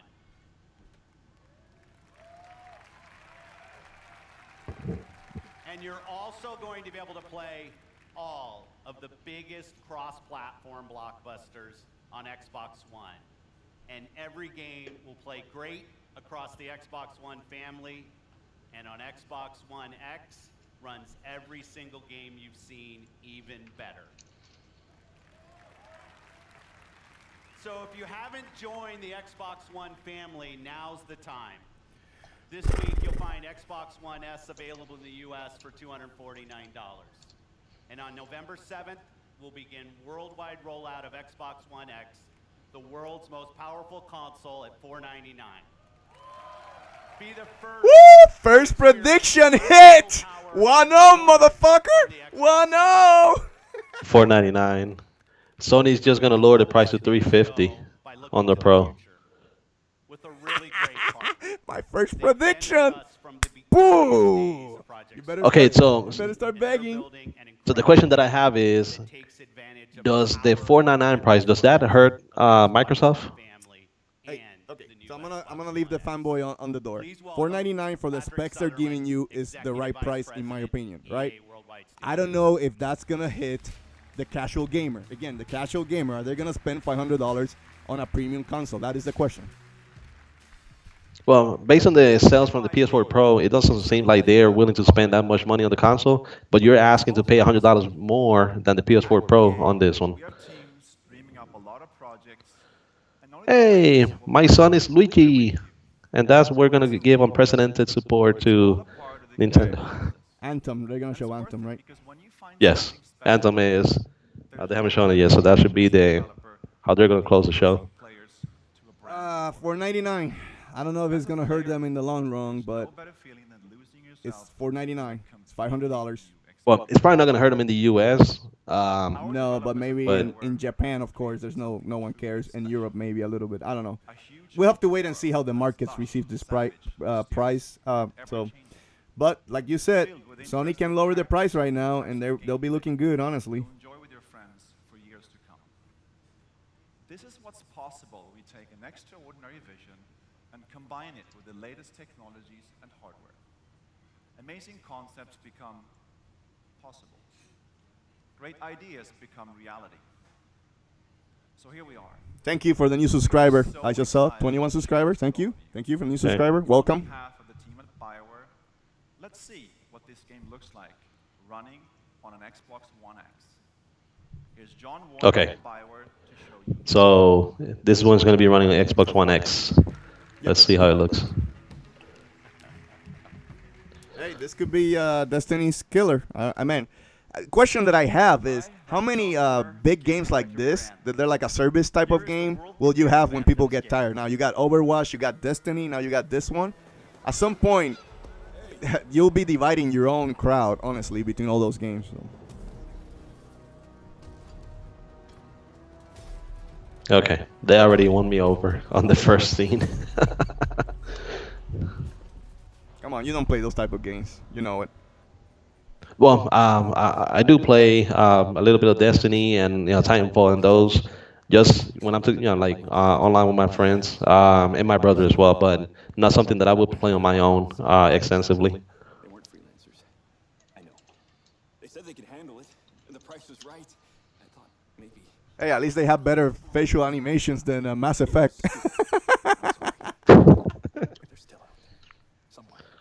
But that's because the B team was working on Mass Effect Andromeda. This is the A team right here.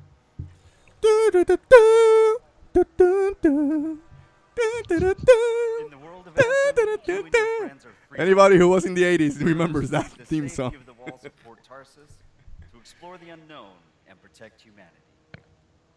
Okay, so this is like a mixture of Destiny and Titanfall. Just grabbing some supplies. Just about ready. What are you going to use today? I decided to go with the Colossus. I'm going to use my Ranger. Try out some new upgrades.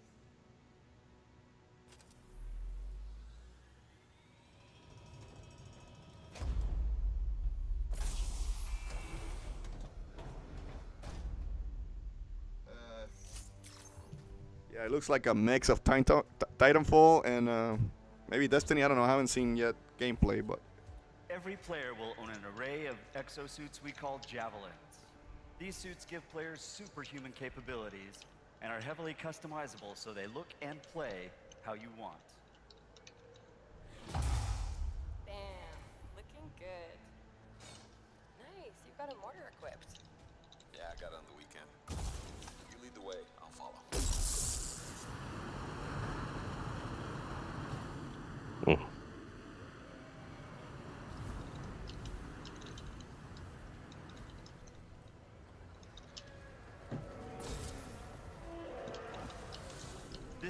vast open world you explore with your friends. Each Javelin exosuit has its own unique playstyle. The Ranger is balanced and all-purpose, while the Colossus is a tanking powerhouse. All right. Let's see what's up here. Okay, so they have similar classes to Destiny as well. Again, it looks great, but I think there's too many games out there like this. I'm just saying. I mean, it looks really good, admittedly. The graphics look really good. But I mean, it also has kind of like a Lost Planet feel to it. I'll go low. You flank. Oof.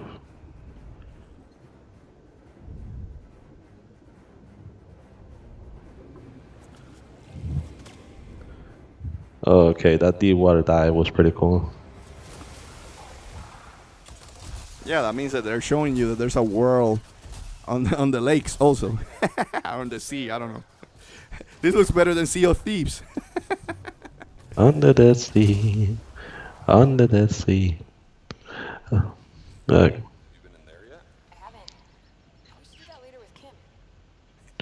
I wonder how many players can play at once on this one. Good question.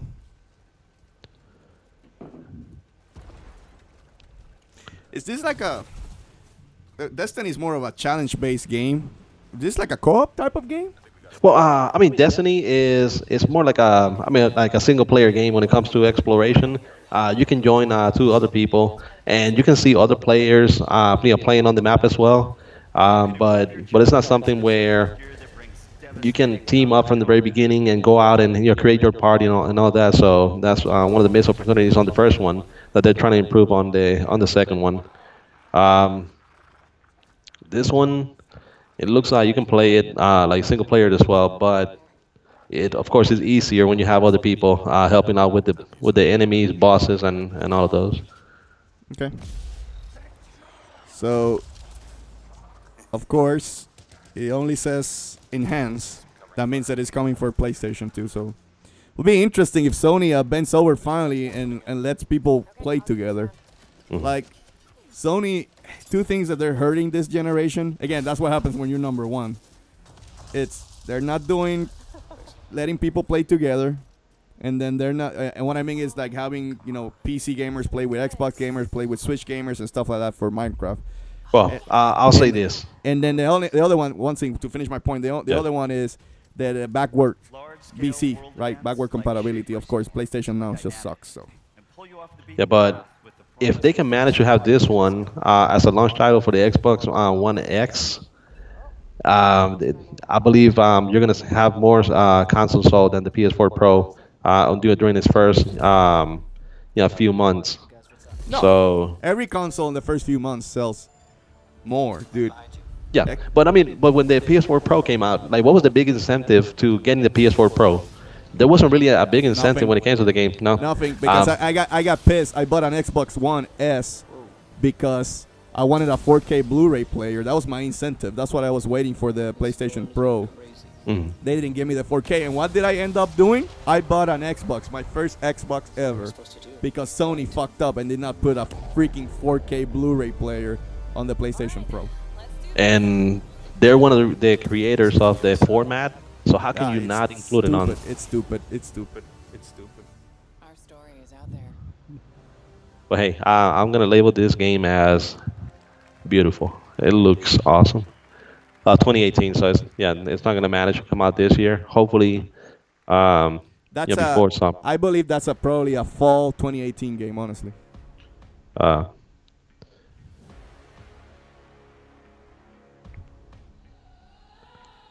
Okay, so now they're gonna do probably a summary of all the games that they announced during the show. So honestly, we'll finish their conference and then we'll give our opinions about the conference. But admittedly, Caleones, this is my impression, right? There's no incentive there to buy the Scorpio or the X. Honestly, there's nothing there that tells me, God, this is a unique console, I need to get it. It's just the only incentive that I would have would be if I want to see my third-party games at 4K, maybe 60 frames, because a lot of those games did not look 60 frames, but we'll see. And so they didn't show anything that tells me that, oh, this is going to be a game changer. Now, 400 price point for the Xbox Scorpio or X would have been a huge incentive. I would have even thought about it. I'm like, fuck, $400? But for $500, I have a strong PC. I don't need the Scorpio at all. So now, admittedly, my PC cannot do 4K. Let me clarify to everybody out there. But again, the point is. But do you have a 4K TV? I do have. I have two 4K TVs. So you have two 4K TVs. So that's something that you should be looking forward to. Upgrading pretty soon. That's why I bought Xbox S to get 4K Blu-ray. Right? Okay, so we're done. It's over. Let me quickly shut down here, so I can shut it down so we can talk our impressions. Sorry, people. I'm stopping this right now. Yeah, we're doing the best we can. But yeah, thanks for being with us over here. And like we said, this is officially our second time that we do a live stream. We did the one test stream yesterday. Look forward to us having more as well. And don't be afraid to engage with us about what you think of the games and the presentations and all of that. So, but what is your summary?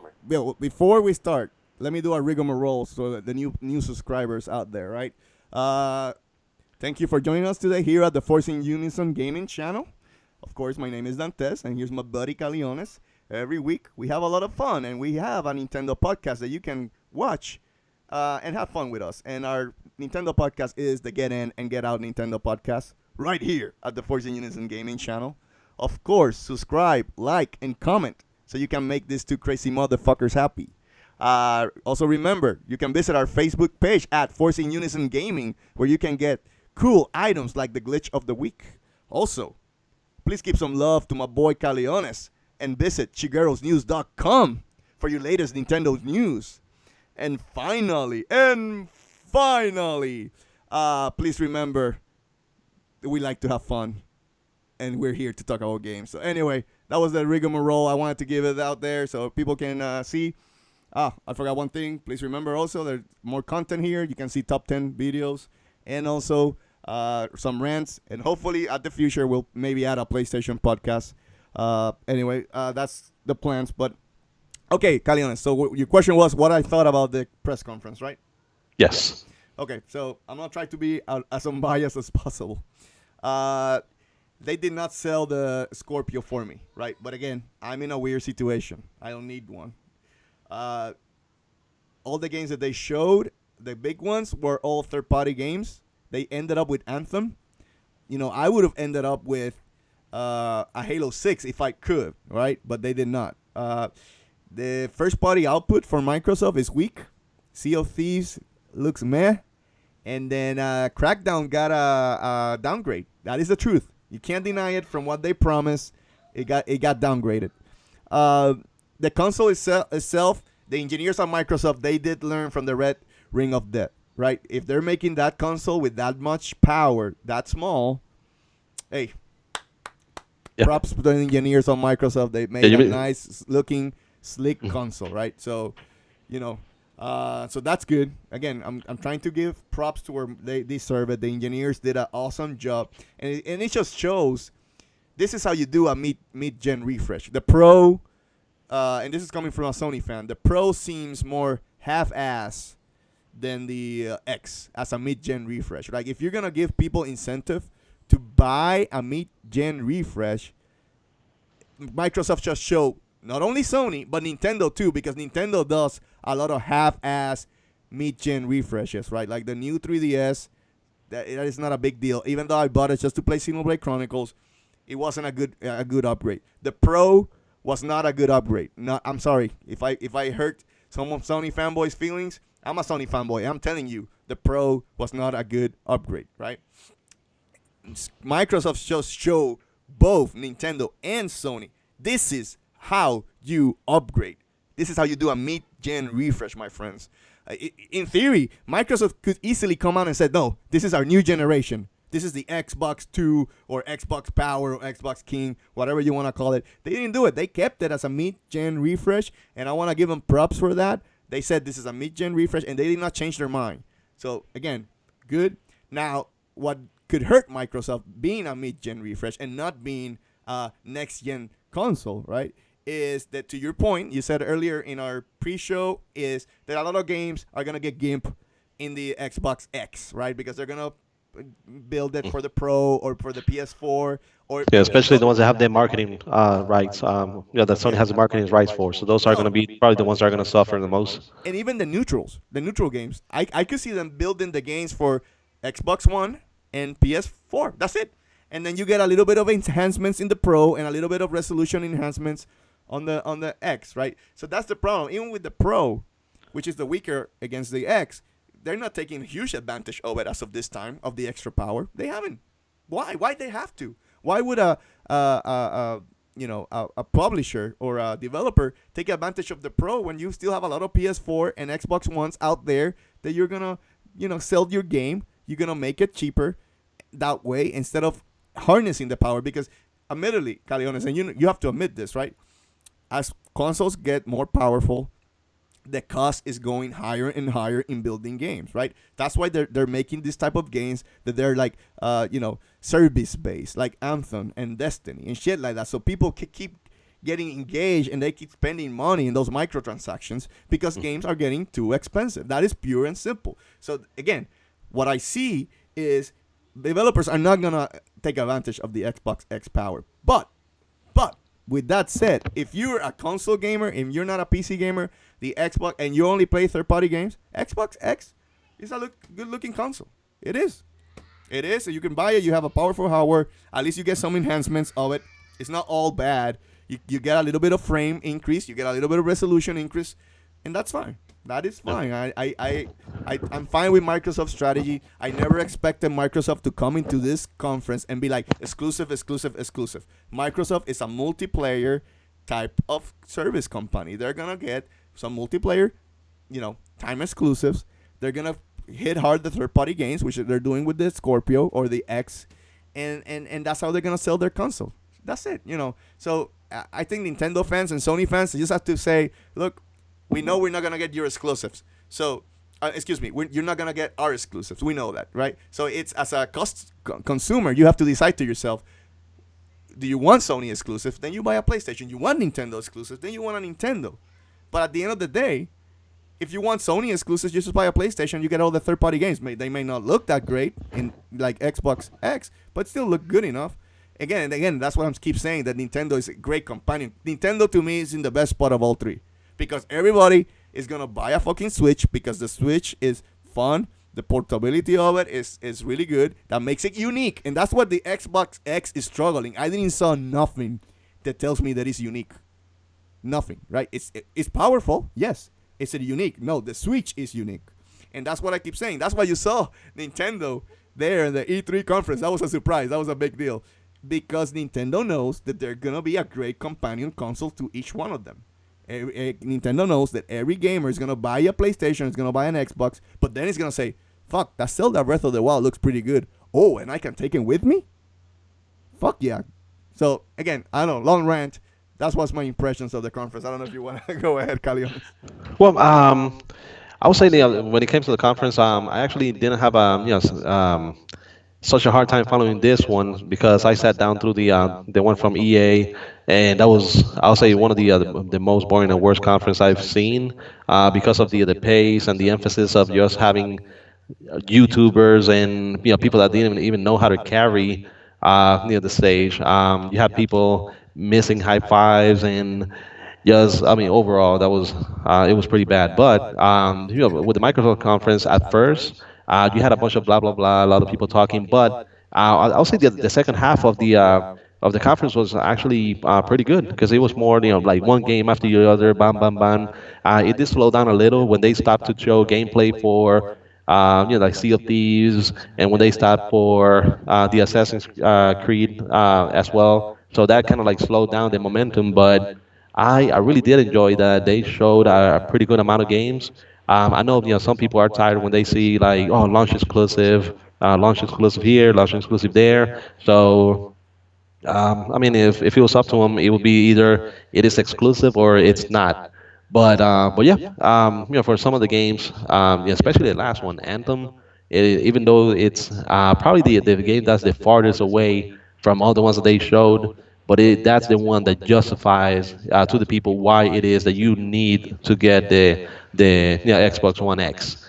That's the for games like that, for those improvements, is why you're gonna have to get it. You need to get the console. The 500 price tag, it's a little too steep for most people. Like casual consumers are not gonna are not gonna buy it. This is gonna be more so geared for people that enjoy the high end graphics when it comes to the games. It is still a lot easier to just buy the Xbox One X than to build custom build your own computer to be able to have those high end graphics. So that's the Yep, I I mean, agree. the most emphasis on it, is why because it's $500. Even though it's a lot for the regular consumers, it's actually not that much for those people that know that you need to put like computers together and how much it costs to do so to be able to attain those levels of graphics. But as far as the games, I'm okay with the games. They did have a good amount of like launch exclusive, which means that they're gonna have exclusivity on those games for X amount of time. Um, and I did see a lot more games than I thought they would show. I thought they were gonna be more like stuck on the console, opening it up, what it has, what it can do, and but they did surprise me with showing more games. At the end of the day, I believe the biggest friend for Microsoft is going to be people like Digital Foundry when they start doing the side-by-side comparisons of Xbox One X and versus PS4 Pro games, and people start seeing the actual difference in between how the games look between the consoles. And another thing that you got to think about is not necessarily only how the games look, but it can be have improved AI. It can have like draw distance farther because you have more power. So those are things that can improve the gameplay itself. So you can have a better gaming experience just because you have a console that allows you to have more enemies or smarter enemies or like a bigger, more detailed world. So yeah, that's why I say like for now, we're really not going to see the benefits of that. Then again, for $500, some people are going to find it hard to justify. But by next year, it might go down a little, down to 450, 399 by next holiday. But I believe Digital Foundry is where you're going to find the place where you're really going to see the benefits of the Xbox One S and One X and why it is that you need to invest on it over like a PS4 Pro. No, I agree that if they're gonna sell it, that's why I think Microsoft had that. To your point, that reveal with Digital Foundry, right? That's the people you're talking to. You're talking to the hardcore of the hardcore gamers, and this product is for the hardcore gamer. Pure and simple. What this showed me is that Microsoft does not care this generation about being number one. They don't. They know their place. That what they're saying is, let me give you the best graphics so we can sell software. They if Microsoft is hurting somewhere this generation, admittedly, because even let's say last gen, right? Last gen, the PlayStation 3 caught up to Xbox 360, right? In sales, in console sales. But in theory, you could say Microsoft still won because they sold more software. Because that's what matters. Is money. Selling more software. And Microsoft this gen has lost that edge. All games are selling way better on the PlayStation 4 because again you have a bigger install base. That's understandable. And Microsoft, what it's trying to do is come back and say, no, we need to at least, break a little bit of that stronghold that Sony has on third-party sales and get back some of that software back because that's where the money is, pure and simple, right? Aside from that, the other point that I did wanted to say, Caleones, is that this conference did suffer from the hype moment. What was the hype moment that you're gonna remember forever and ever? And to your point, and I know you give shit to Sony. Sony shows games that they're like 10 years away. That's fine. But at least they always give you the hype moment that you're going to be screaming, you're going to be crying, you're going to be breaking your shirt like Hulk Hogan and shit like that. That did not happen in this conference, which, again, could hurt Microsoft. The pacing, to your point, there were spots that was better, but there were still times that I felt like, fuck, this is too long. That game with the little furry fox, whatever it's called, it was too long.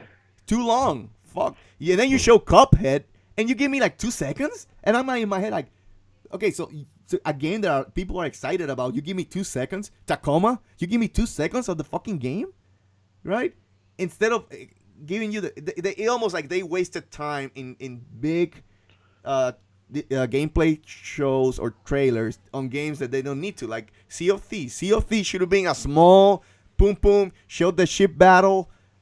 You're done. It's over. Don't show it. And it got boring, right? And I was following the chat of the Xbox, conference, and there was a lot of people. There was a lot of people, even Xbox fans, that I was seeing that they were writing good stuff about the Scorpio. They were like, "What the hell are they doing this?" Right? It just took too long. They did not sell the game for people. I'm sorry, they did not sell that game for people. Yeah, I mean, like I said, I already know about Sea of Thieves. I've seen it before. They've had alphas, beta, footage shown, and it's something that we already know about. So do not spend most of your time that you have for showing the games. Don't spend it on games that we already know of and then we have already seen a lot of.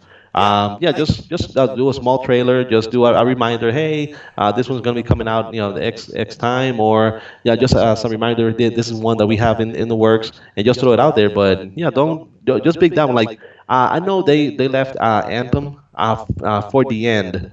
But I believe that could have been a pretty good game to start the conference with, like just saying like, boom, this is what the Xbox One X can do. So that's by the end of the conference, I'm pretty sure a pretty good amount of people just had already walked away, stopped the stream, and they weren't interested in seeing it anymore. But if you want to do a big splash, show that one. I know Halo is probably not going to be coming out for another year or so, but you know what? Show something from Halo. Gears of War we're probably not going to get another one for another year and a half. Show it still, like even if it's a teaser, something. But remind people that those are games that are gonna be coming, even if they're over a year away. And I know Uncle Phil, he doesn't really like to show games that are going to be longer than a year and a half, 2 years. But still, I mean, those games you need to remind people, you need to hype people up. And like I said, I make fun of you because of Sony. They're still showing trailers of Kingdom Hearts, and it's still like 3 years away, and it was announced like 4 years ago. But you know what? People are talking about the game. People, I mean, it's a game that it hypes the console. People are, they're saying, okay, so yeah, we got Kingdom Hearts. Yes, we got Final Fantasy VII. Yes, we have God of War. We have those games that have been announced a while back and they still haven't come out yet, but it carries the conversation. So Phil, don't be afraid to show games that are going to be a little farther away because it carries the conversation. But you made the point about he doesn't like to show games. All the exclusives that they show were games that were already announced or already had shown in teaser trailer and stuff like that. So what that showed to me is that Xbox is really struggling in first-party games. Like, what do you have next? Because Crackdown was shown in 2014 or whatever it was. Yeah, 2014, 2015. The same with Sea of Thieves. The same with State of Decay, teaser, right? Again, they had shown all those games already, and they have shown that in the past. So that excuse that Phil says, "Oh, I don't like to show games too soon," to me, it's not a good excuse because that's not what they've done in the past. They have shown those games, and then today in this conference, they show those games again because they don't have anything ready to show, which is what the output. And honestly, like I said, Sony does that. Sony just shows games too far ahead of its time, right? And they do come. They come. Horizon was shown in 2015, and it finally came out this year, and it's an awesome game. But they hyped that game. They hyped it in the last couple of conferences. That game is sold over 5 million units already, right? So again, that shows you that you can hype. Or sold through. It is. But we can talk about it. No, it's sold through. They said it. Oh, Sony announced it. They said it. Okay. So over 5 million sold. And to clarify that point, Sony announced also that they sold 1 million of those units digitally. So it's just showing how also the environment is changing to more digital buyers in the future, which hurts me because I'm more of a physical type of gamer. But anyway, going to my point, they hyped the game enough and really well that this game sold. as a new IP, the game sold because Sony knows how to hype the shit out of that game.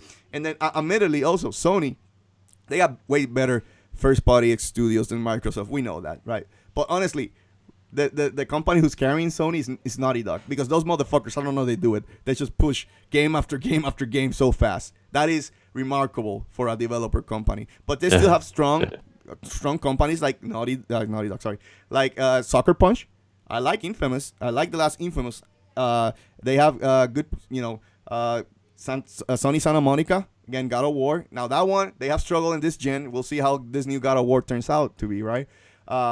And again, now Gorilla, it's stepping into the plate. Gorilla now became big deal, right? And then again, and Sony also smart. Like, no one has a baseball game out there. Sony with the show, they keep selling that shit up the ass because no one can compete with the show. You have an exclusive baseball game out there, right? So again, I'm just bringing the point how Sony has the first party. This is where Microsoft is struggling, and this is where this conference I was expecting to see. There was a lot of rumors about that Square Enix game that was going to be a time exclusive. Did not happen. What they showed was just, Life is Strange Part 2. So, it looks good. But again, that's going to be on Sony's platform. Anthem is going to be on Sony's platform. Yeah, you're not going to play with those high-end graphics.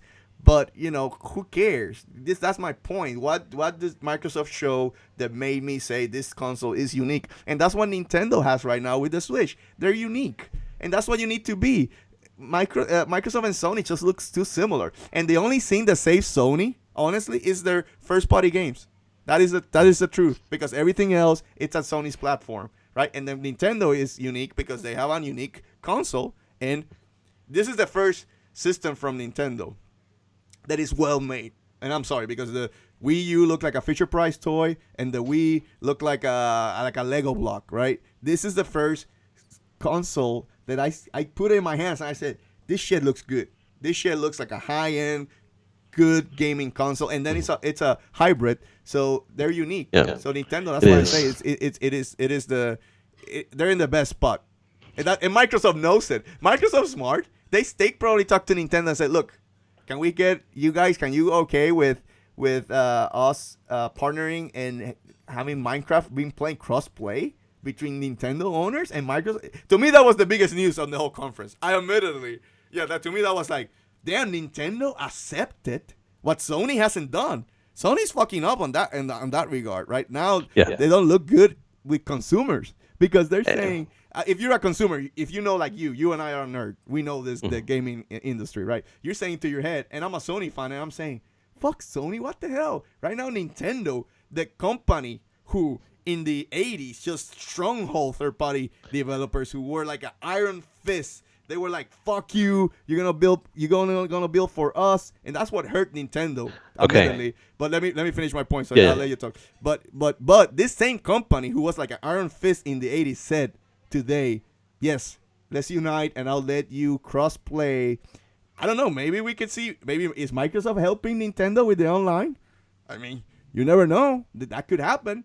I always say if Nintendo ever went third party, that they would probably sell their games through the Microsoft console because of the history or a little bit of bad blood that is still remaining between Sony and Nintendo. But anyway, that was my point. Go ahead, Caleones, sorry. Okay. No, I was gonna say because there were probably like a little less than a month ago, there was some conversation about Square Enix that they said again that they're trying to talk to Microsoft and they're talking to Nintendo about bringing Final Fantasy 14 over to the system. So now you have Minecraft being cross console play in between the PC, Xbox One, and Nintendo Switch. So what about bringing over Final Fantasy 14 and have it cross-console play in between PC, Xbox One, and Nintendo Switch as well? That would help because when it comes to the Nintendo Switch systems, I'm not sure if that's going to be a game that would sell a lot. I think it would sell a pretty decent amount, and with the subscription fee, Square Enix is going to make their money back. But as a Nintendo player, if you get the game and you say, okay, I don't have to worry about other, the Nintendo Switch owners getting the game because the people playing on PC and the people playing on the Xbox One, they're going to be there, from day one as well. So that's going to be a big selling point. And it's going to be something where it's like you said, it's not necessarily going to hurt Sony and not this generation because they're far ahead when it comes to console sales versus the other ones. But eventually, if they don't change that, it could potentially hurt them. Especially if you can have PC, Xbox, and Nintendo on their own servers, on their own online, separate from Sony, and Sony being the outcast when it comes to it.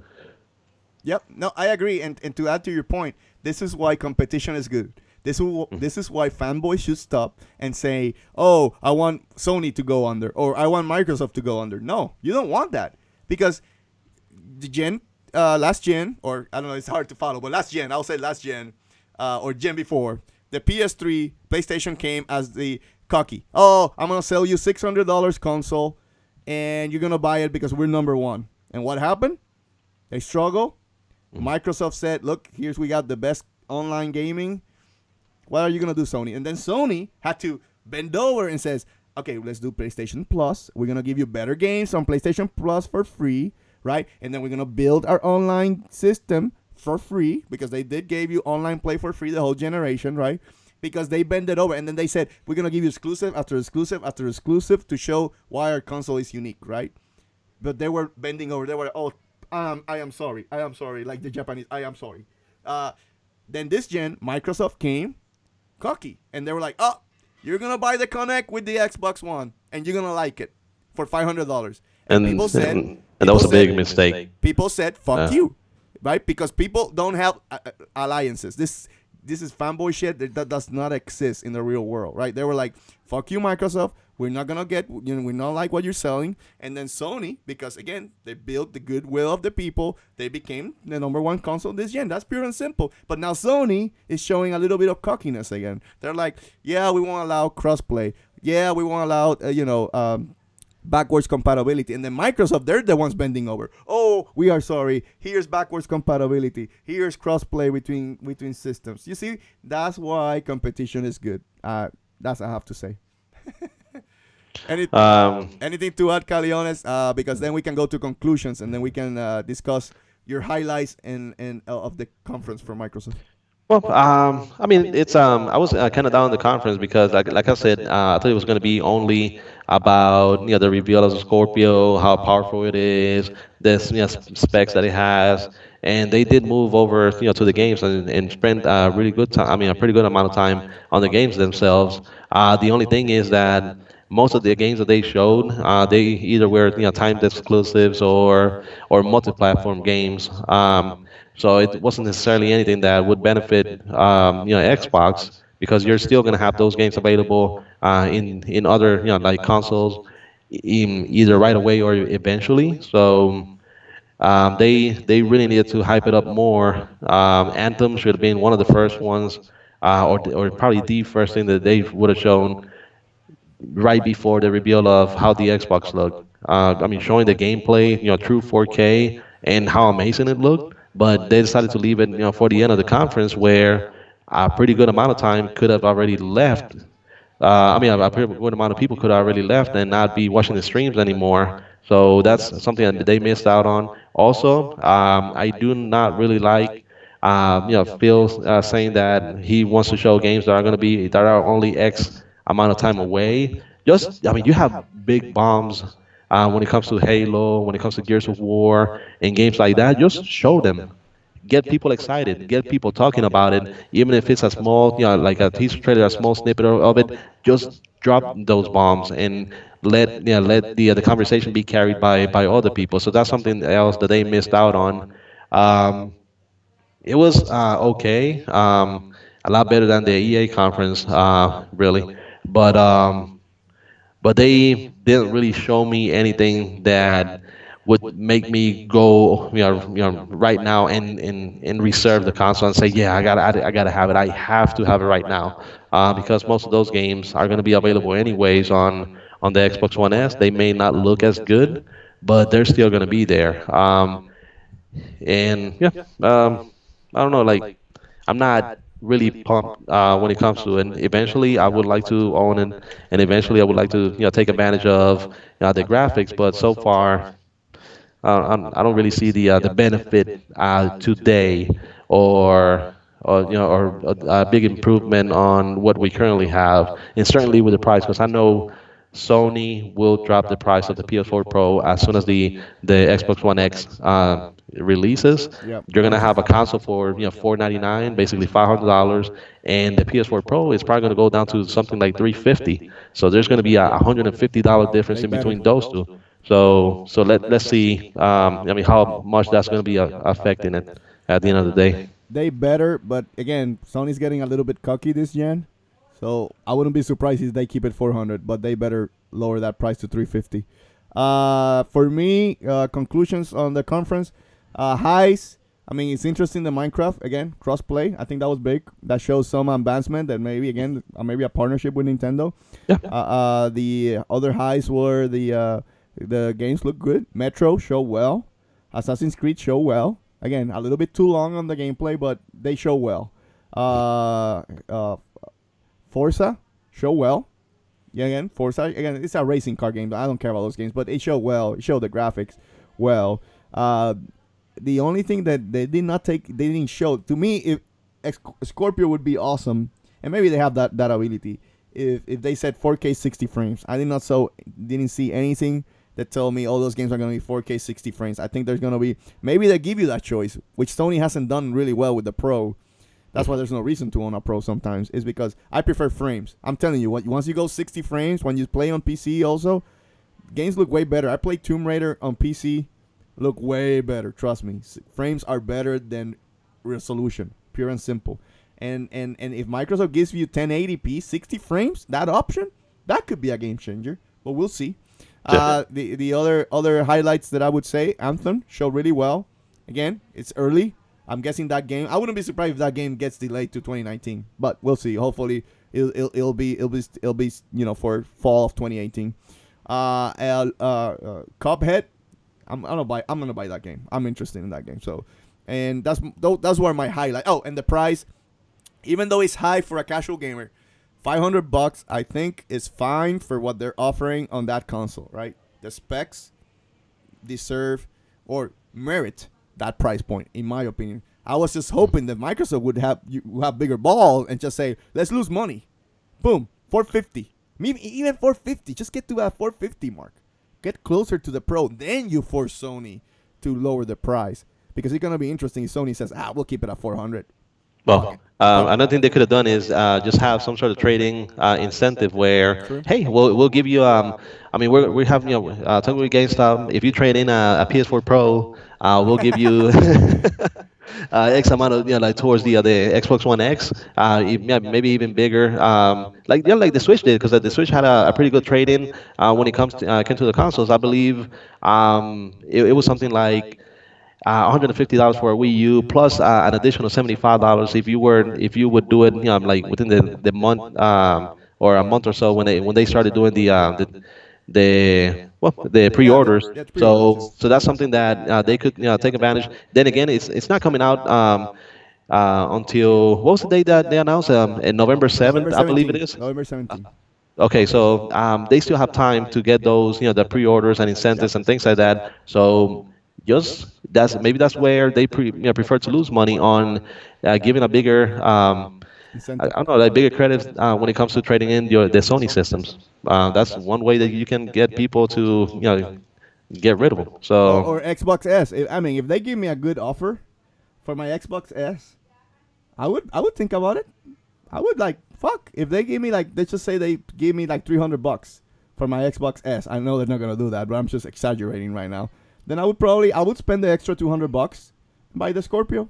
I would, or the X. Now the X marks the spot, right? But I probably would, just to have that power there in case I need it. Like I said, I have a strong PC and I can play all those games that they show, but they're not in 4K.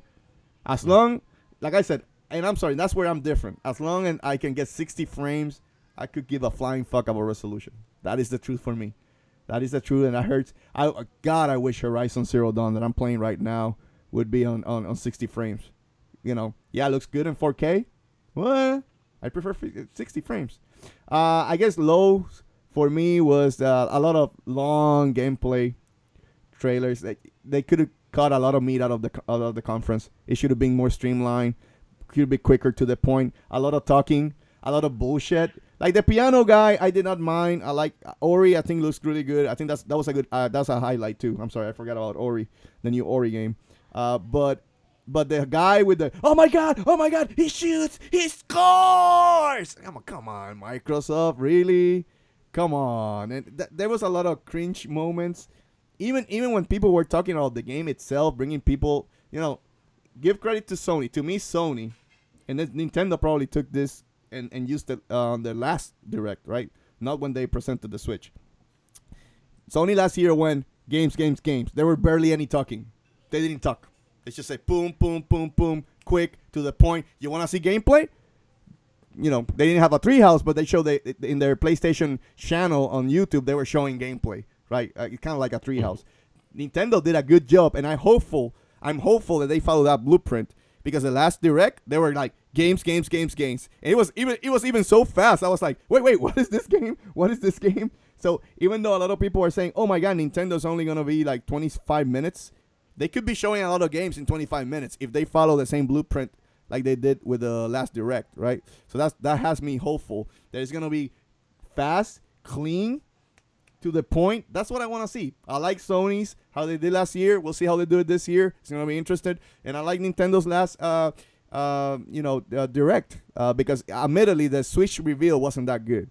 But I think they learned from it and like, maybe we go straight to the point. And then maybe they'll do that with this Direct coming tomorrow, or on Tuesday. The Switch trailer in October, that was great. It was straight to the point. The presentation, the Nintendo presentation in January, that it was, they could have done a better job on that one. Yes. And that's when we learned where the EA CEO, son, his name is Luigi, and then he's only supporting the system with only one game so far. So I mean, that's what happens when you're the second fiddle of the brothers, not the main one. But yeah, I mean, overall, I'm okay with the conference. We still don't know that many details about the system itself, and I'm okay on that, because they can talk about the system and the specs later on. I'm glad that they didn't really go into too much detail on it. People could have. I mean, they talked a lot when it came to certain games. It's trying to extend the gameplay, which is like Nintendo's going to do with the Treehouse. So glad it's not going to be done during the spotlight itself. But yeah, we still have more to look forward to for the Microsoft console and the games themselves. But they haven't sold me on it yet, and that's what they need to do. So I mean, it doesn't come out until November. They have time to sell people on it, but today was the biggest stage and the first missed opportunity. But I can see like Sony, they had the Sony specific conference for their for the PS4 Pro, their TVs, and they did those before the PS4 Pro came out. I can see Microsoft doing like hosting one or two conferences before the Xbox One X releases. So that's where they're going to hammer hammer down the details and the incentives on why you need to get the Xbox One S. Yep, I agree. For me, conclusions, I feel the same way. If everybody was expecting, I know a lot of fanboys were like, yeah, Microsoft is going to kill it, and they're going to show the X or the Scorpio up your ass, and everybody's going to buy it. If that was the intent of Microsoft, they did not do it to me. They did not do it. They did not show anything in there that tells me why is your console unique, right? So that's my opinion. If it's Microsoft just trying to gain ground from third-party games or third-party software sales, then yes, I think they did it. I could see some people, like I said, for hardcore gamers, that they're buying right now the third-party games on the PlayStation. The hardcore gamers, I could see buying a Scorpio or the X and getting those third-party games on the Scorpio, if that's what Microsoft was trying to achieve. If Microsoft was just trying to be number one, they did not do it. I'm sorry, they did not do it at all.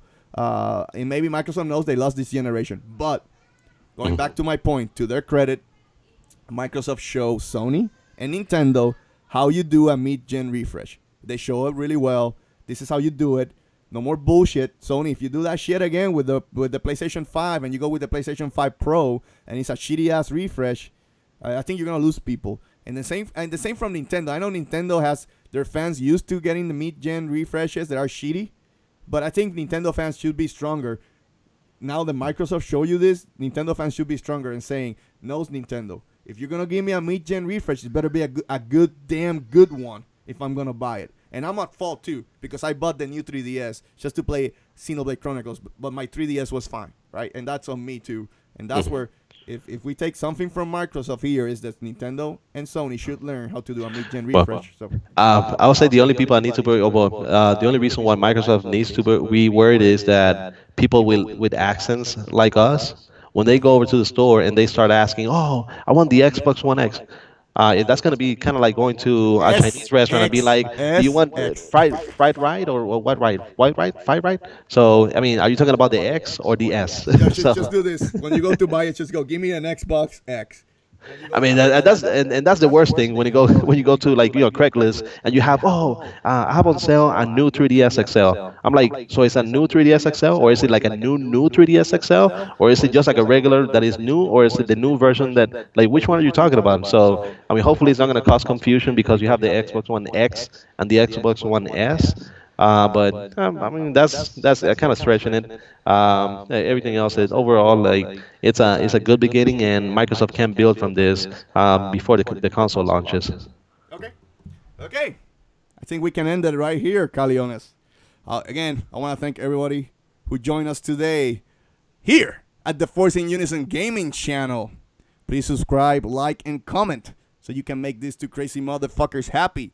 Of course, remember to go to our Facebook page at Force in Unison Gaming. And of course, please give some clicks to my boy Caleones at shigerosnews.com.